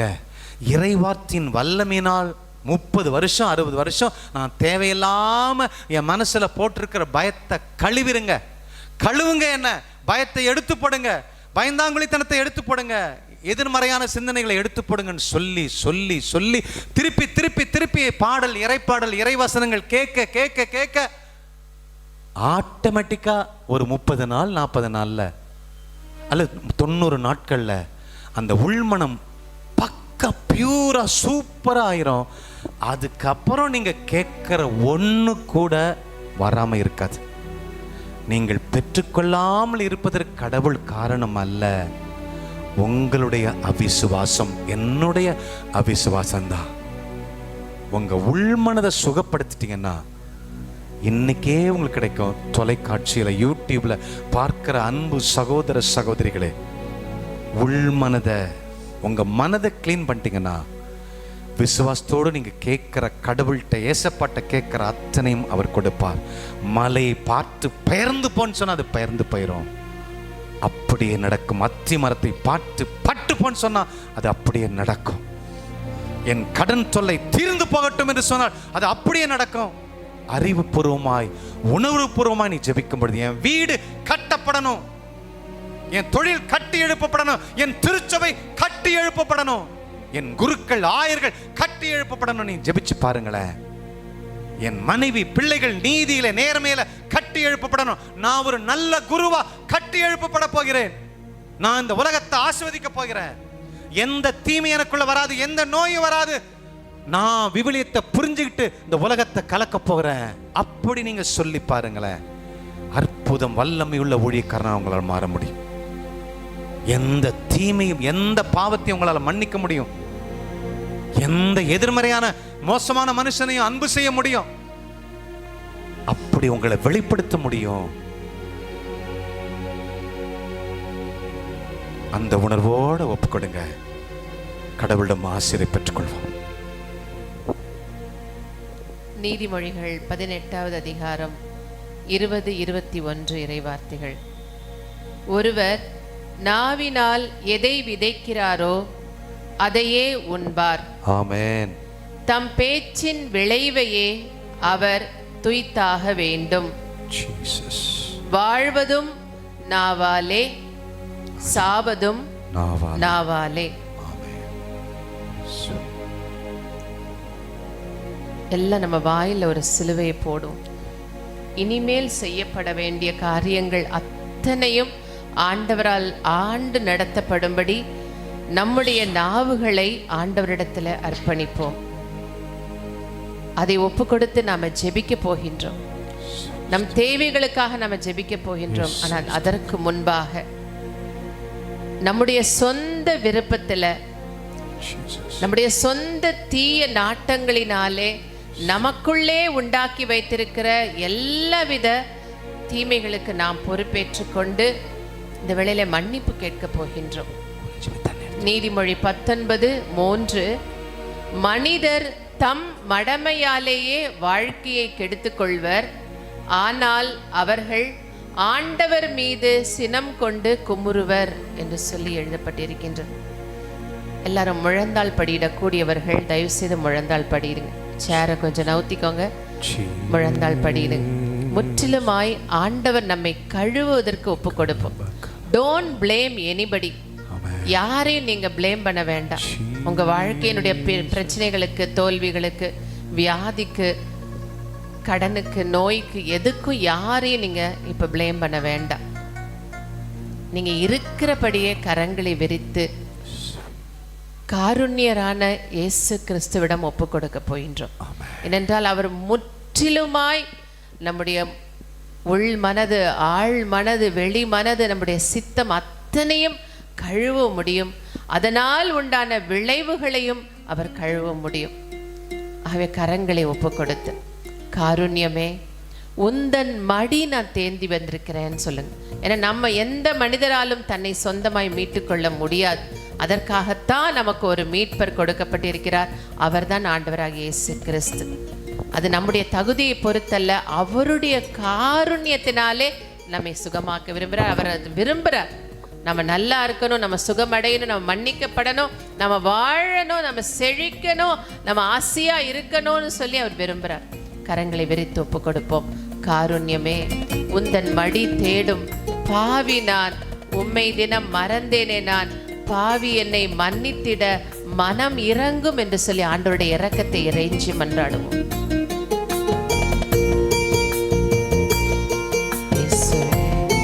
உம்முடைய இரக்கத்தை கெஞ்சுகிறோம் சுவாமி. உம்முடைய காருண்யத்துக்கு முன்பாக எங்களுடைய பாவத்தின் கனாகனம் ஒன்னல்லப்பா. உம்முடைய இரக்கத்தின் ஆழிக்குள் சகலை ஒப்பு கொடுக்கிறோம் சுவாமி.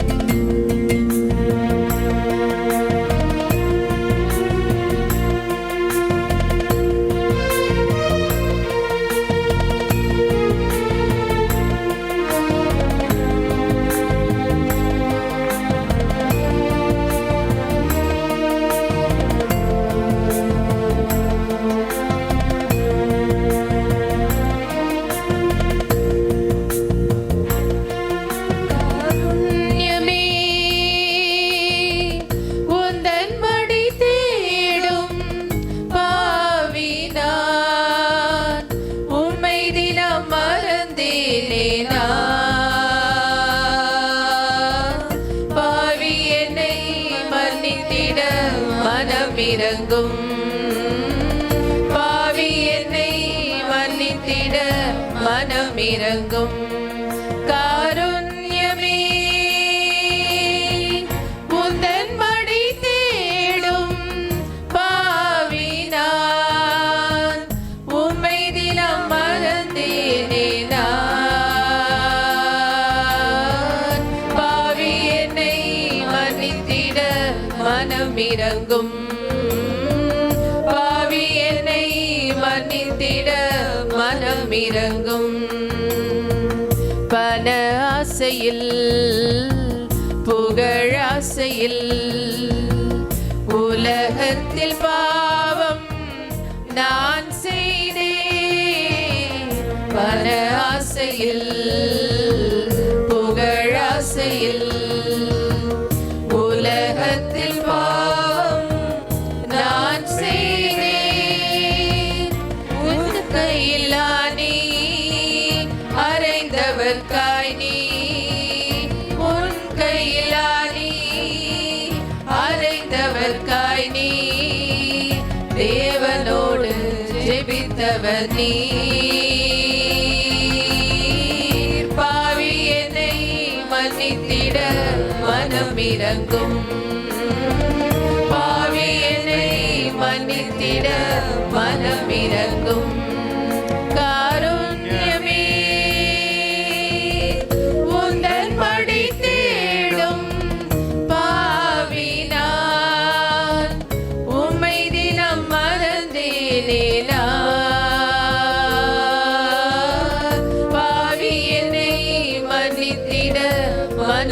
இறங்கும். பாவியன் வாய் திறந்து கேட்பீங்களா?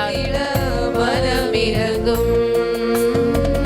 பாவியனை மன்னித்திட மனம் இறங்கும். அப்பா, ஒப்பு கொடுக்கிற சுவாமி, என்னுடைய சொந்த விருப்பத்தினால ஆண்டவரே, என்னுடைய தீய நாட்டங்களினால ஆண்டவரே, தவறானவற்றை பார்க்க கூடாதவற்றை பார்த்து, கேட்க கூடாதவற்றை கேட்டு, அப்பா உண்ணக்கூடாததை உண்டு, அப்பா உணரக்கூடாததை உணர்ந்து, தேடக்கூடாததை தேடி, அப்பா எல்லா விதமான தீமைகளை நாடி தேடி ஆண்டவரே, என்னை நானே பாழ் பண்ணியிருக்கிறேன். இந்த நாளில் ஏற்றுக்கொள்கிறேன் ஆண்டவரே. ஒரு விஷயம், உடைய பரிசுத்த ரத்தத்தினாலே எங்கள் ஒவ்வொருவரையும் நீர் கழுவுவதற்காய் நன்றி. நான் இப்படியே நோயில வாழணும்னு அவசியம் இல்லை, நான் பாவத்துல வாழணும்னு அவசியம் இல்ல. இதோ எனக்காக ஒரு மீட்பர் இருக்கிறார். என் மனமே, இதோ எனக்காக ஒரு மீட்பர் இருக்கிறார். இதோ நீ வெளியே வா, உன் தீய இச்சைகளை விட்டு வெளியே வா, உன் தீய நாட்டங்களை விட்டு வெளியே வா, உன் கோபத்தை விட்டு, எரிச்சலை விட்டு, மன்னியாமை விட்டு வெளியே வா. இதோ உனக்கு உதவி செய்ய ஆண்டவர் காத்திருக்கிறார். உனக்கு உள்ள அன்பு இருக்கு, உனக்குள்ள அன்பு இருக்கு, உனக்குள்ள நன்மைத்தனங்கள் இருக்கிறது, உனக்குள்ள ஆசி இருக்கு, உனக்குள்ள விசுவாசம் இருக்கு. அத்தனையும் இந்த வேளையை ஒப்பு கொடுக்கிற ஆண்டவரே, ஒப்பு கொடுக்கிற சுவாமி. அப்பா, கரங்களை விரித்து கொடுங்க. வாய் திறந்து இயேசுவே என்னை மன்னியும்னு சொல்வீங்களா? இந்த பாவ உணர்வுகள் உங்களுக்கு வேண்டாம். குற்ற உணர்வுல இருந்து வெளியே வாங்க.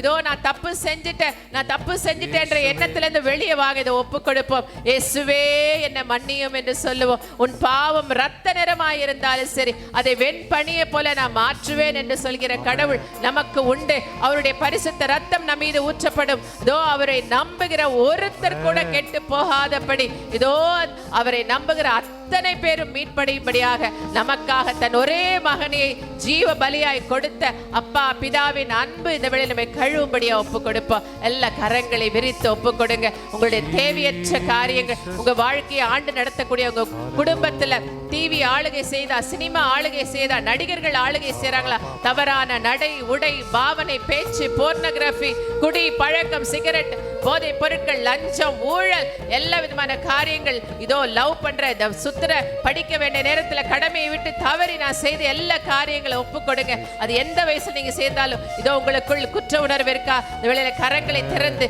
கரங்களை விரித்து ஒப்பு கொடுங்க. இயேசுவே என்னை மன்னியும், பாவி என்னை மன்னித்திட மனம் இறங்கும். இதோ உங்களை ஆணி கொண்டு அறைந்தவர்களை நிர்வாணமே ஆக்கியவர்களுக்காக ஜெபித்தவர் அல்லவா, நீர் எனக்காக மனம் இறங்கும் என்று சொல்லி ஒப்பு கொடுப்போம். கரங்களை விரித்து ஒப்பு கொடுப்போம். அப்பா, ஒப்பு கொடுக்கிறோம். எல்லாரும் எழுந்து நின்று இதோ ஜெபிக்க போகின்றோம். நீங்கள் ஜெபம் செய்ய நிற்கும் பொழுது நீங்க கேட்பது கிடைத்து விட்டது என்று சொல்லி நம்பி ஜெபிங்க என்று சொல்லி ஆண்டவர் நம்மளுக்கு கற்றுக் கொடுத்திருக்கிறார். இறை வார்த்தை சொல்லுகிறது உண்மை. நீங்க உங்க வாழ்க்கையை ஒப்புக்கணும். என்ன தேவை உங்க வாழ்க்கையில, நீங்க ஜெபிப்பதற்கும் நினைப்பதற்கும் மேல ஆண்டவர் கொடுக்க போகிறார். ஆனா நீங்க விசுவாசத்தோடு கேளுங்க. இதோ என் ஆண்டவர் கொடுக்கிறார் என்று உணர்வு பூர்வமாய் நம்பி கேளுங்க. இதோ நான் ஜெபிக்க வேண்டிய இடத்துல நான் ஜெபிக்கிறேன். அவர் கொடுக்கிறத எனக்கு நான் ஜெபிக்கிறதற்கும் நினைப்பதற்கும் மேலா கொடுக்க போகிறார் என்கிற விசுவாசத்தோடு கேளுங்க. உங்க வாழ்க்கையில் நீங்க எதையெல்லாம் பரிசுத்தமாய் ஆண்டவர் அனுமதி கூட அத்தனை காரியங்கள் உங்கள் வாழ்க்கையில் வந்து சேருகிற நேரம் இது. விசுவாசத்தோடு கேளுங்க. உங்க பழச நினைச்சு பார்க்காதீங்க. முன்பு நடந்தவற்றை மறந்து விடுங்கள். முற்கால நிகழ்ச்சி பற்றி சிந்திக்காதீர்கள். இதோ புது செயல் ஒன்றை நான் உனக்கு செய்கிறேன், இப்பொழுதே அது தோன்றிவிட்டது, நீ இதை கூர்ந்து கவனிக்கவில்லையா? பாலை நிலத்திலே நான் பாதை ஒன்று அமைக்கிறேன், பாழ் வெளிகளிலே நீரோடையை தோன்ற செய்கிறேன் என்று சொல்கிறார். அப்படிப்பட்ட நீரோடைகளுக்காக கரங்களை தட்டி பாடி நாம ஜெபிப்போம். நீங்க ஜெபிங்க, நீ நம்பிய வண்ணமே உனக்கு நடக்கும் என்று சொல்லி ஆண்டவர் சொல்கிறார். ஆண்டவர் அத்தனை ரெடியா வச்சிருக்காரு. இதோ அந்த விசுவாசத்தாலே பெற்றுக்கொள்கிற நேரம் இது. கரங்களை தட்டி எல்லாம் பாடுவோம்.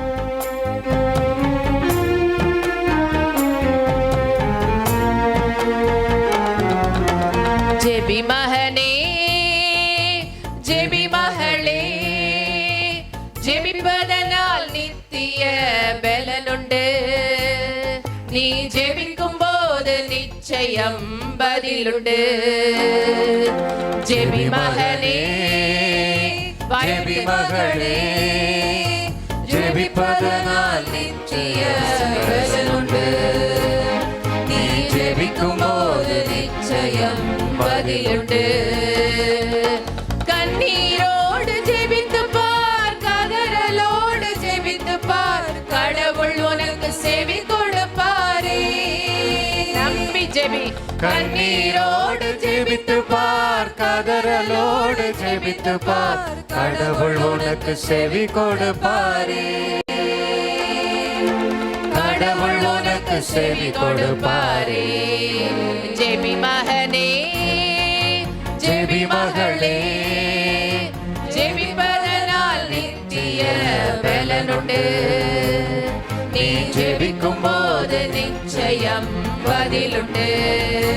உனக்குள்ள இருக்க அந்த நோய் நீங்காது. இதோ உன் உடம்பு அமைப்பே இப்படிதான், உன் சாப்பாடே இப்படிதான், நீ இதுக்காக தான் வாழ படைச்சவன், நீ வளரவே மாட்ட, நீ செழிக்க மாட்ட, உனக்குள்ள கர்ப்பத்துல முட்டைகள் இல்ல, உன் ஆணுக்கு இந்த காரியங்கள் இல்ல என்று சொல்லி பழசு என்ன யாரு சொல்லி வச்சிருந்தால் இயேசுவின் நாமத்திலே அப்படிப்பட்ட எல்லா விதமான நெகட்டிவ் கன்ஃபெஷன்ஸ் இயேசுவின் நாமத்திலே வெளியேறுவதாக சுவாமி. அப்பா, விசுவாசத்தோடு இதோ புது செயல் நீர் செய்கிறேன், உம்முடைய ஆற்றலின்படி செய்கிறேன் என்று விசுவாசத்தை நாங்கள் ஜெபிக்கிறோம் ஆண்டவரே. விசுவாச வரத்தினாலே பிள்ளைகளை நிரப்புவீராக.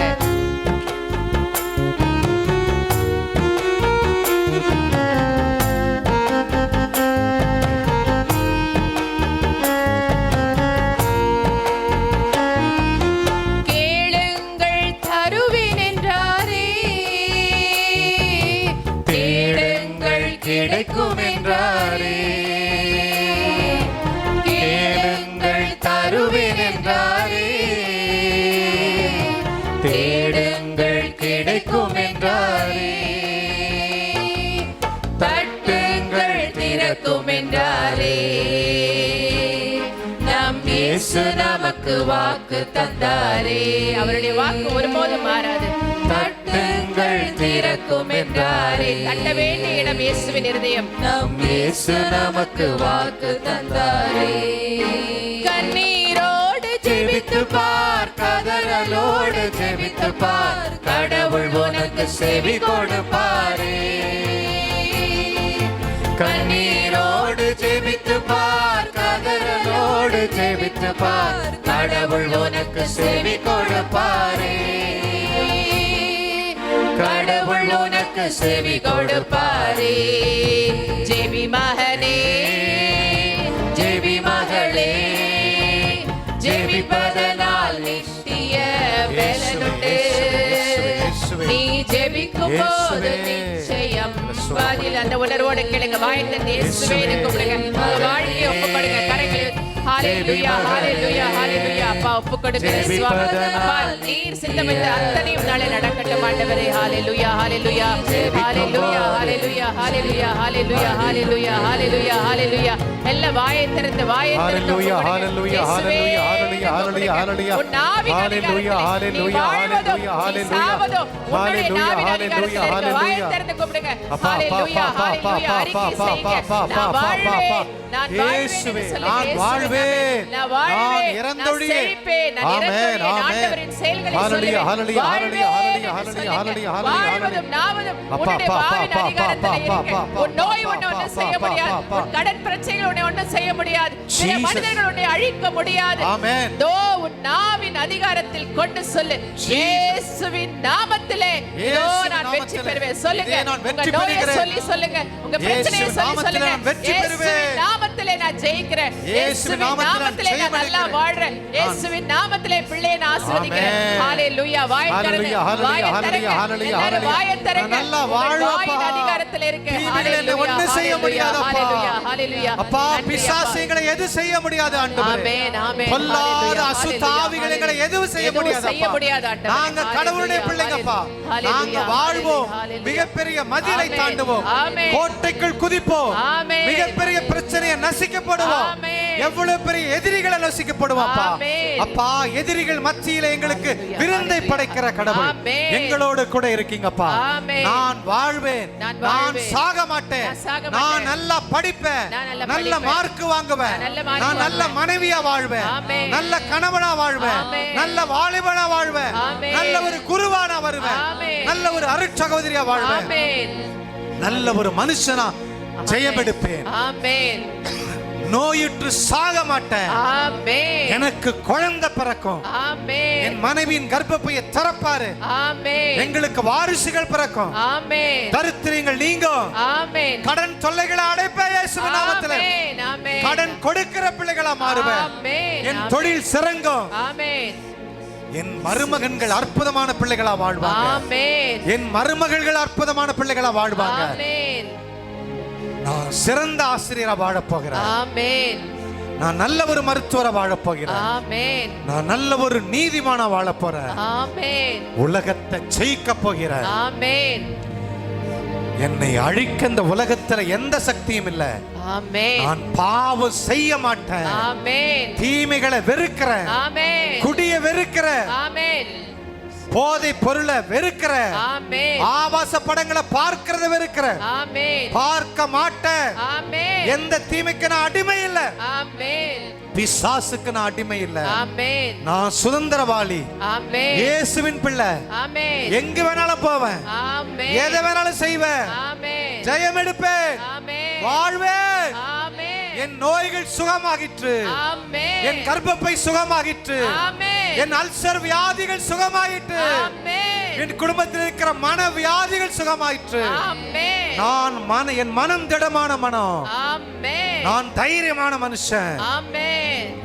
எந்த பாம்புக்கோ தீமைக்கோ பயப்பட மாட்டேன். ஆமென். எந்த இருளுக்கும் பயப்பட மாட்டேன். ஆமென். நான் இரவில் நல்ல முறையில மகிழ்ச்சியோடு தூங்குவேன். ஆமென். நான் சந்தோஷமாய் வாழ்வேன். ஆமென். வீரத்தோட வாழ்வேன். ஆமென். விசுவாசத்தோட வாழ்வேன். ஆமென். இந்த உலகத்தை கலக்குவேன். ஆமென். இந்த உலகத்தை திருட மாட்டேன். ஆமென். இந்த உலகத்தை ஆசீர்வதிக்க போகிறேன். ஆமென். நானே ஆசீர்வாதமா வாழ போறேன். ஆமென். நானே பிறருக்கு சுகம் கொடுக்கிற இயேசு கிறிஸ்துவா மாற போகிறேன். ஆமென். ஆமென். நான் ஜெபித்தால் நடக்கும். ஆமென். அற்புதம் நடக்கும். ஆமென். பேய் ஓடும். ஆமென். தீமைகள் விலகும். ஆமென். இந்த உலகத்திலே ஜெயம் எடுப்பேன். ஆமென். வெற்றி வாழ்க்கை வாழப் போகிறேன். ஆமென். ஹalleluya. ஹalleluya. ஹalleluya. ஹalleluya. எந்தவித ஆபத்தோ விபத்தோ அகால மரணமோ என் வாழ்க்கையில வராது. ஆமென். ஏ பொல்லாத பிசாசே சொல்லுங்க. ஏ பொல்லாத பிசாசே ஏ பொல்லாத பிசாசே, என் எல்லைகளை விட்டு ஓடிப்போ. எல்லைகளை விட்டு ஓடிப்போ. ஏ பொல்லாத நோய்களே பொல்லாத நோய்களே, என்னை விட்டு ஓடிப்போ. என்னை விட்டு ஓடிப்போ. நான் நல்லவன். நான் நல்லவள். நான் பாவி அல்ல. நான் பாவி அல்ல.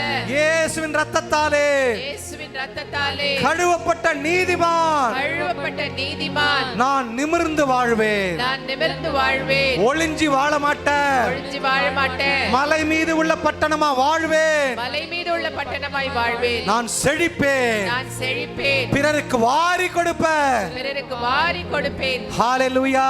ஹalleluya. ஹalleluya. ஹalleluya. ஹalleluya. ஹalleluya. ஹalleluya.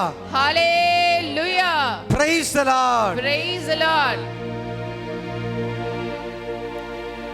பரிசுத்த ஆவியானவரே, எங்கள் ஆழ் மனதை கழுவினதற்காக நன்றி. நன்றி ஆண்டவரே. ஒரு புரட்சிகரமான சிந்தனையை கொடுத்திருக்கிறீரே, நன்றி அப்பா. நன்றி ஆண்டவரே. எங்கள் நாவில் எவ்வளவு அதிகாரத்தை வச்சிருக்கீங்கப்பா. ஆமென். எங்கள் நாவில் சொல் உருவாக முன்னரே நீர் அதை அறிந்திருக்கிறீர். ஆமென். தப்பான வார்த்தைகள், அவிசுவாசமான வார்த்தைகள், பயந்தாங்குழித்தனமான வார்த்தைகள் வருவதற்கு முன்னாடி ஸ்டாப் பண்ணிருங்கப்பா. அதை நான் உச்சரிக்காதபடி காத்துக்கொள்ளும் ஆண்டவரே. ஆமென். இனிமே இன்றைக்கு நாங்கள் பிராக்டிஸ் பண்ண அந்த விசுவாச வார்த்தைகள், நேர்மறையான வார்த்தைகள் எங்கள் நாவிலே தவழ்வதாக பரிசுத்த ஆவியானவரே ஆமென். உதவி செய்யுங்கப்பா. ஆமென். பல ஆண்டுகளாய் மனதுக்குள் போட்டிருக்கிற அத்தனையும் கழுவுங்க ராஜா. ஆமென். நீர் கழுவினதற்காக நன்றி. நன்றி ஆண்டவரே. நன்றி. இனிமே பயந்தாங்குழிகள் அல்ல, ஆமென். விசுவாச வீரர்கள் நாங்கள். ஆமென். யோசேப்பை போல பாவம் செய்ய மாட்டோம். ஆமென். ஆபிரகாம் போல விசுவாசத்தினால் அத்தனையும் பெற்றுக்கொள்வோம். ஆமென். இந்த உலகத்தை கலக்குவோம். நீர் அப்படியே செய்ததற்காக நன்றி. நன்றி ஆண்டவரே. இயேசு கிறிஸ்துவின் நாமத்திலே நன்றி கூறி ஜெபிக்கிறோம் எங்கள் நல்ல பிதாவே. ஆமென். ஆமென். ஆமென். ஆமென். ஆமென். நீங்கள் தொழில் செஞ்சீங்கன்னா ஆர்டர் மேல ஆர்டர் உங்களுக்கு வரப்போகிறது. நீங்க விவசாயம் செஞ்சிருந்தீங்கன்னா அறுவடை செய்ய முடியாதபடி உங்களுக்கு அறுவடைய உங்களுக்கு கடவுள் கொடுக்க போகிறார். நீங்க ஒரு இடம் வாங்க போறீங்க, 9 இடம் வாங்குவீங்க. ஒரு வீடு கட்ட போறீங்க, நிறைய வீடு கட்டுவீங்க. உங்களை நம்பி 1000 பேருக்கு மேல வாழ போறாங்க. நீங்க உங்களை நினைச்சு வாழ்ந்துட்டு இருந்தீங்க. இனிமேல் அந்த 1000 பேரை நினைச்சு அவர்களுக்காக நீங்க வாழ போறீங்க, வாரி கொடுக்க போறீங்க. இதோ இந்த பிரதர்ஸ், இன்னைக்கு செய்தி கேட்ட அந்த சகோதரர்கள், நீங்களும் நானும் உயிரோடு இருக்கும்போது பார்க்க போறீங்க. இந்த அருட்சந்தர்களாக இவர்கள் மாறி அந்த திருப்பலியிலே அவர்கள் சொல்ல இருக்கிற வார்த்தையின் நிமித்தம் பேய் ஓடப்போது, அற்புதங்கள் நடக்க போகுது, முடவர்கள் நடக்க போறாங்க. அப்பேற்பட்ட அற்புதமான குருக்களாக இவர்கள் இந்த கத்தோலிக்க திருச்சபையிலே சுடர்விட போறாங்க. கரங்களை தட்டி கடவுளுக்கு நன்றி சொல்லுவோம். Price the Lord, hallelujah. இயேசுவே ஆண்டவர். தினமும் 3 முறை காலையில எழுந்த உடனே சிஸ்டர் பாலா சொல்லணும், பாலா நான் நல்ல சகோதரி, நான் கடவுளுடைய பிள்ளை, நான் பாவி அல்ல, நான் நீதிமான். பாலா நான் நல்லா சமைக்கிறேன், நல்லா பாடுறேன். பாலா நான் நல்லா ஜெபிக்கிறேன், நான் நல்லா இறைவார்த்தை வாசிக்கிறேன், நான் எல்லாரும் நல்லா பேசுறேன், என்னால் பெரிய காரியத்தை செய்ய முடியும், இன்றைக்கு செய்வேன், நான் நீதியை செய்வேன், பாவம் செய்யாம இருக்க முடியும், நன்மையை செய்வேன், என் வீடு கட்டி எழுப்பப்பட போகிறது, என் பேர பிள்ளைங்க நீதியில கட்டி எழுப்பப்பட போறாங்க. தீர்க்க தரிசனம் சொல்லுங்க. உங்க குடும்பத்தை நோக்கி நீங்க பேசுங்க, உங்களை நோக்கி நீங்க பேசுங்க, உங்க நோயுற்ற குழந்தையை நோக்கி பேசுங்க. கர்ப்பப்பையில குழந்தை இல்லாத அந்த கர்ப்பப்பை செத்து போயிருக்க கர்ப்பப்பையில கையை வச்சு ஜெபிங்க. இந்த கர்ப்பப்பையில குழந்தை பிறக்க போகுது, இயேசு நாமத்துல சொல்றேன்னு சொல்லுங்க, நடக்கும். உங்க பிள்ளைக்கு புரிஞ்சு கொள்ளாத மனசு, எதையும் புரிஞ்சுக்கல, படிக்க முடியல, டிஸ்லெக்சியா அது இதுன்னு சொல்றமே, அந்த பிள்ளை தலைமையில வச்சு ஜெபிங்க. என் பிள்ளைக்கு ஞாபக சக்தியை கொடுக்க போறார் கடவுள். என் பிள்ளை ஸ்ட்ரெயிட் ரேங்க் வாங்க போறான், என் பிள்ளை நல்ல மேல படிச்சு இன்ஜினியர் வர போறான். இப்பயே சொல்லுங்க, நீங்க என்ன ஆகணும் இப்ப சொல்லுங்க, நீங்க என்ன சொல்றீங்களோ அப்படி உங்க பிள்ளை ஆவா. ஒரு சாதாரண வார்த்தையினால கேன்சர் வியாதியை கொண்டு வர முடியுதுன்னா, அந்த அற்புதமான வார்த்தையினால என் பிள்ளைய பெரிய இன்ஜினியர் ஆக்க முடியாது, என் பிள்ளைய பைலட் ஆக்க முடியாது, என் பிள்ளைய ஜட்ஜ் ஆக்க முடியாது, என் பிள்ளைய நல்ல குருவாக்க முடியாது. கர்ப்பத்தில் உருவாகும் போது சொல்லுங்க, என் பிள்ளை குருவாக போறான். அது பொம்பளை பிள்ளை இருந்தாலும் ஆம்பளை பிள்ளைய பிறக்கும். அற்புதம் நடக்கும், மாற்றம் உண்டாகும். உங்க உடம்புல இருக்கிற செல்கள் நீங்க சொல்றத கேட்கும். காத்துக்கிட்டு இருக்குங்க, எஜமான் சொல்லுவான் எப்ப பார்த்தாலும் நெகட்டிவா பேசி பேசி சோர்ந்து போச்சு உங்க செல்கள். நேர்மறையா பேசுங்க, அற்புதங்களை சந்திங்க. இந்த மாசம் முழுவதும் 3 முறை காலைல எழுந்தவொடனே இப்படி சொல்லுங்க, பாசிட்டிவா சொல்லிக்கிட்டே இருங்க. மாசன முத்தியா சொல்லணும், இந்த ஆர்டரை நான் நல்லா எடுத்து பண்ணுவேன், என் குடும்ப ஆஸ்வாதமா இருக்கும், நல்ல முறையில் வாழ்வன் சொல்லணும். காலையில சொல்லுங்க, மத்தியானம் சொல்லுங்க, நைட்டு சொல்லுங்க, படுக்க போறது முன்னாடி சொல்லுங்க, இந்த நாளை நான் அற்புதமா செஞ்சிருக்கிறேன், நல்லா சமைச்சிருக்கிறேன், நல்லா பேசியிருக்கிறேன், திருப்தியா செஞ்சிருக்கிறேன், இந்த நாளை அற்புதமா உணர்ந்து வாழ்ந்திருக்கிறேன், அறிவுபூர்வமா உணர்வுபூர்வமா வாழ்ந்திருக்கிறேன்னு சொல்லிட்டு படுங்க. டெய்லி பிராக்டிஸ் பண்ணுங்க, 90 நாள் பிராக்டிஸ் பண்ணுங்க. ஆட்டோமேட்டிக்கா உங்க வாழ்க்கையில அற்புதங்கள் நடக்க ஆரம்பிக்கும். இன்னைக்கே நடந்துருச்சு. இனி இந்த உலகத்துக்கா ஜெபிங்க, நீங்க எல்லாத்துக்கும் ஜெபிங்க. மாபெரும் மனுஷங்களா நீங்க மாற போறீங்க. அடுத்த மாதம் அன்பில் சங்கமம், எந்த மாதம் அடுத்த மாதம் இருக்குன்னு தெரியல, பிரதர் சொல்லுவாங்க. நீங்கள் எல்லாருக்கும் போய் சொல்லுங்க, இந்துக்களோ முஸ்லீம் அங்கே யாரும் மதமாற்றம் அல்ல, மனமாற்றம் மட்டும்தான் நடக்கும். மனுஷங்களா ஓவராயில் பண்ணி உங்களை அற்புதமான விசுவாச வீரன்களா உங்களை ட்ரெஸ் பண்ணி அனுப்புறதான் அன்பில் சங்கமத்தோட வேலை. பயத்தை கொடுத்து அனுப்புறதல்ல. நோயாளிக்கு சுகம் நடக்கணும், மனவியாதி உள்ளவன் மனம் மாறி ஓடணும், நடக்க முடியாது நடக்கணும், அற்புதங்கள் நடக்கணும், விதவைகள் வாழ்வை பெறணும், குழந்தை இல்லாதவன் குழந்தை பெறணும். இதுக்கு தான் இங்க ஓவராயிலிங் அற்புதங்கள் நடக்கும். இந்த இடம் ஒரு பரிசுத்தமான இடம். நீங்க புரிஞ்சுக்கங்க. ஏதோ ஒரு மாசம் வரதான் நினைச்சலாம் வராதிங்க. ஆர்வத்தோட உணர்வு பூர்வமா நீங்க கிளம்பும் போதே அந்த ஆச்சரியத்தோட வாஞ்சையோட வாங்க. அற்புதங்கள் மேல அற்புதங்களை இங்க பார்க்க போறீங்க. நம்ம எல்லாம் சேர்ந்து திருச்சபை கட்டி எழுப்புவோம். God plus.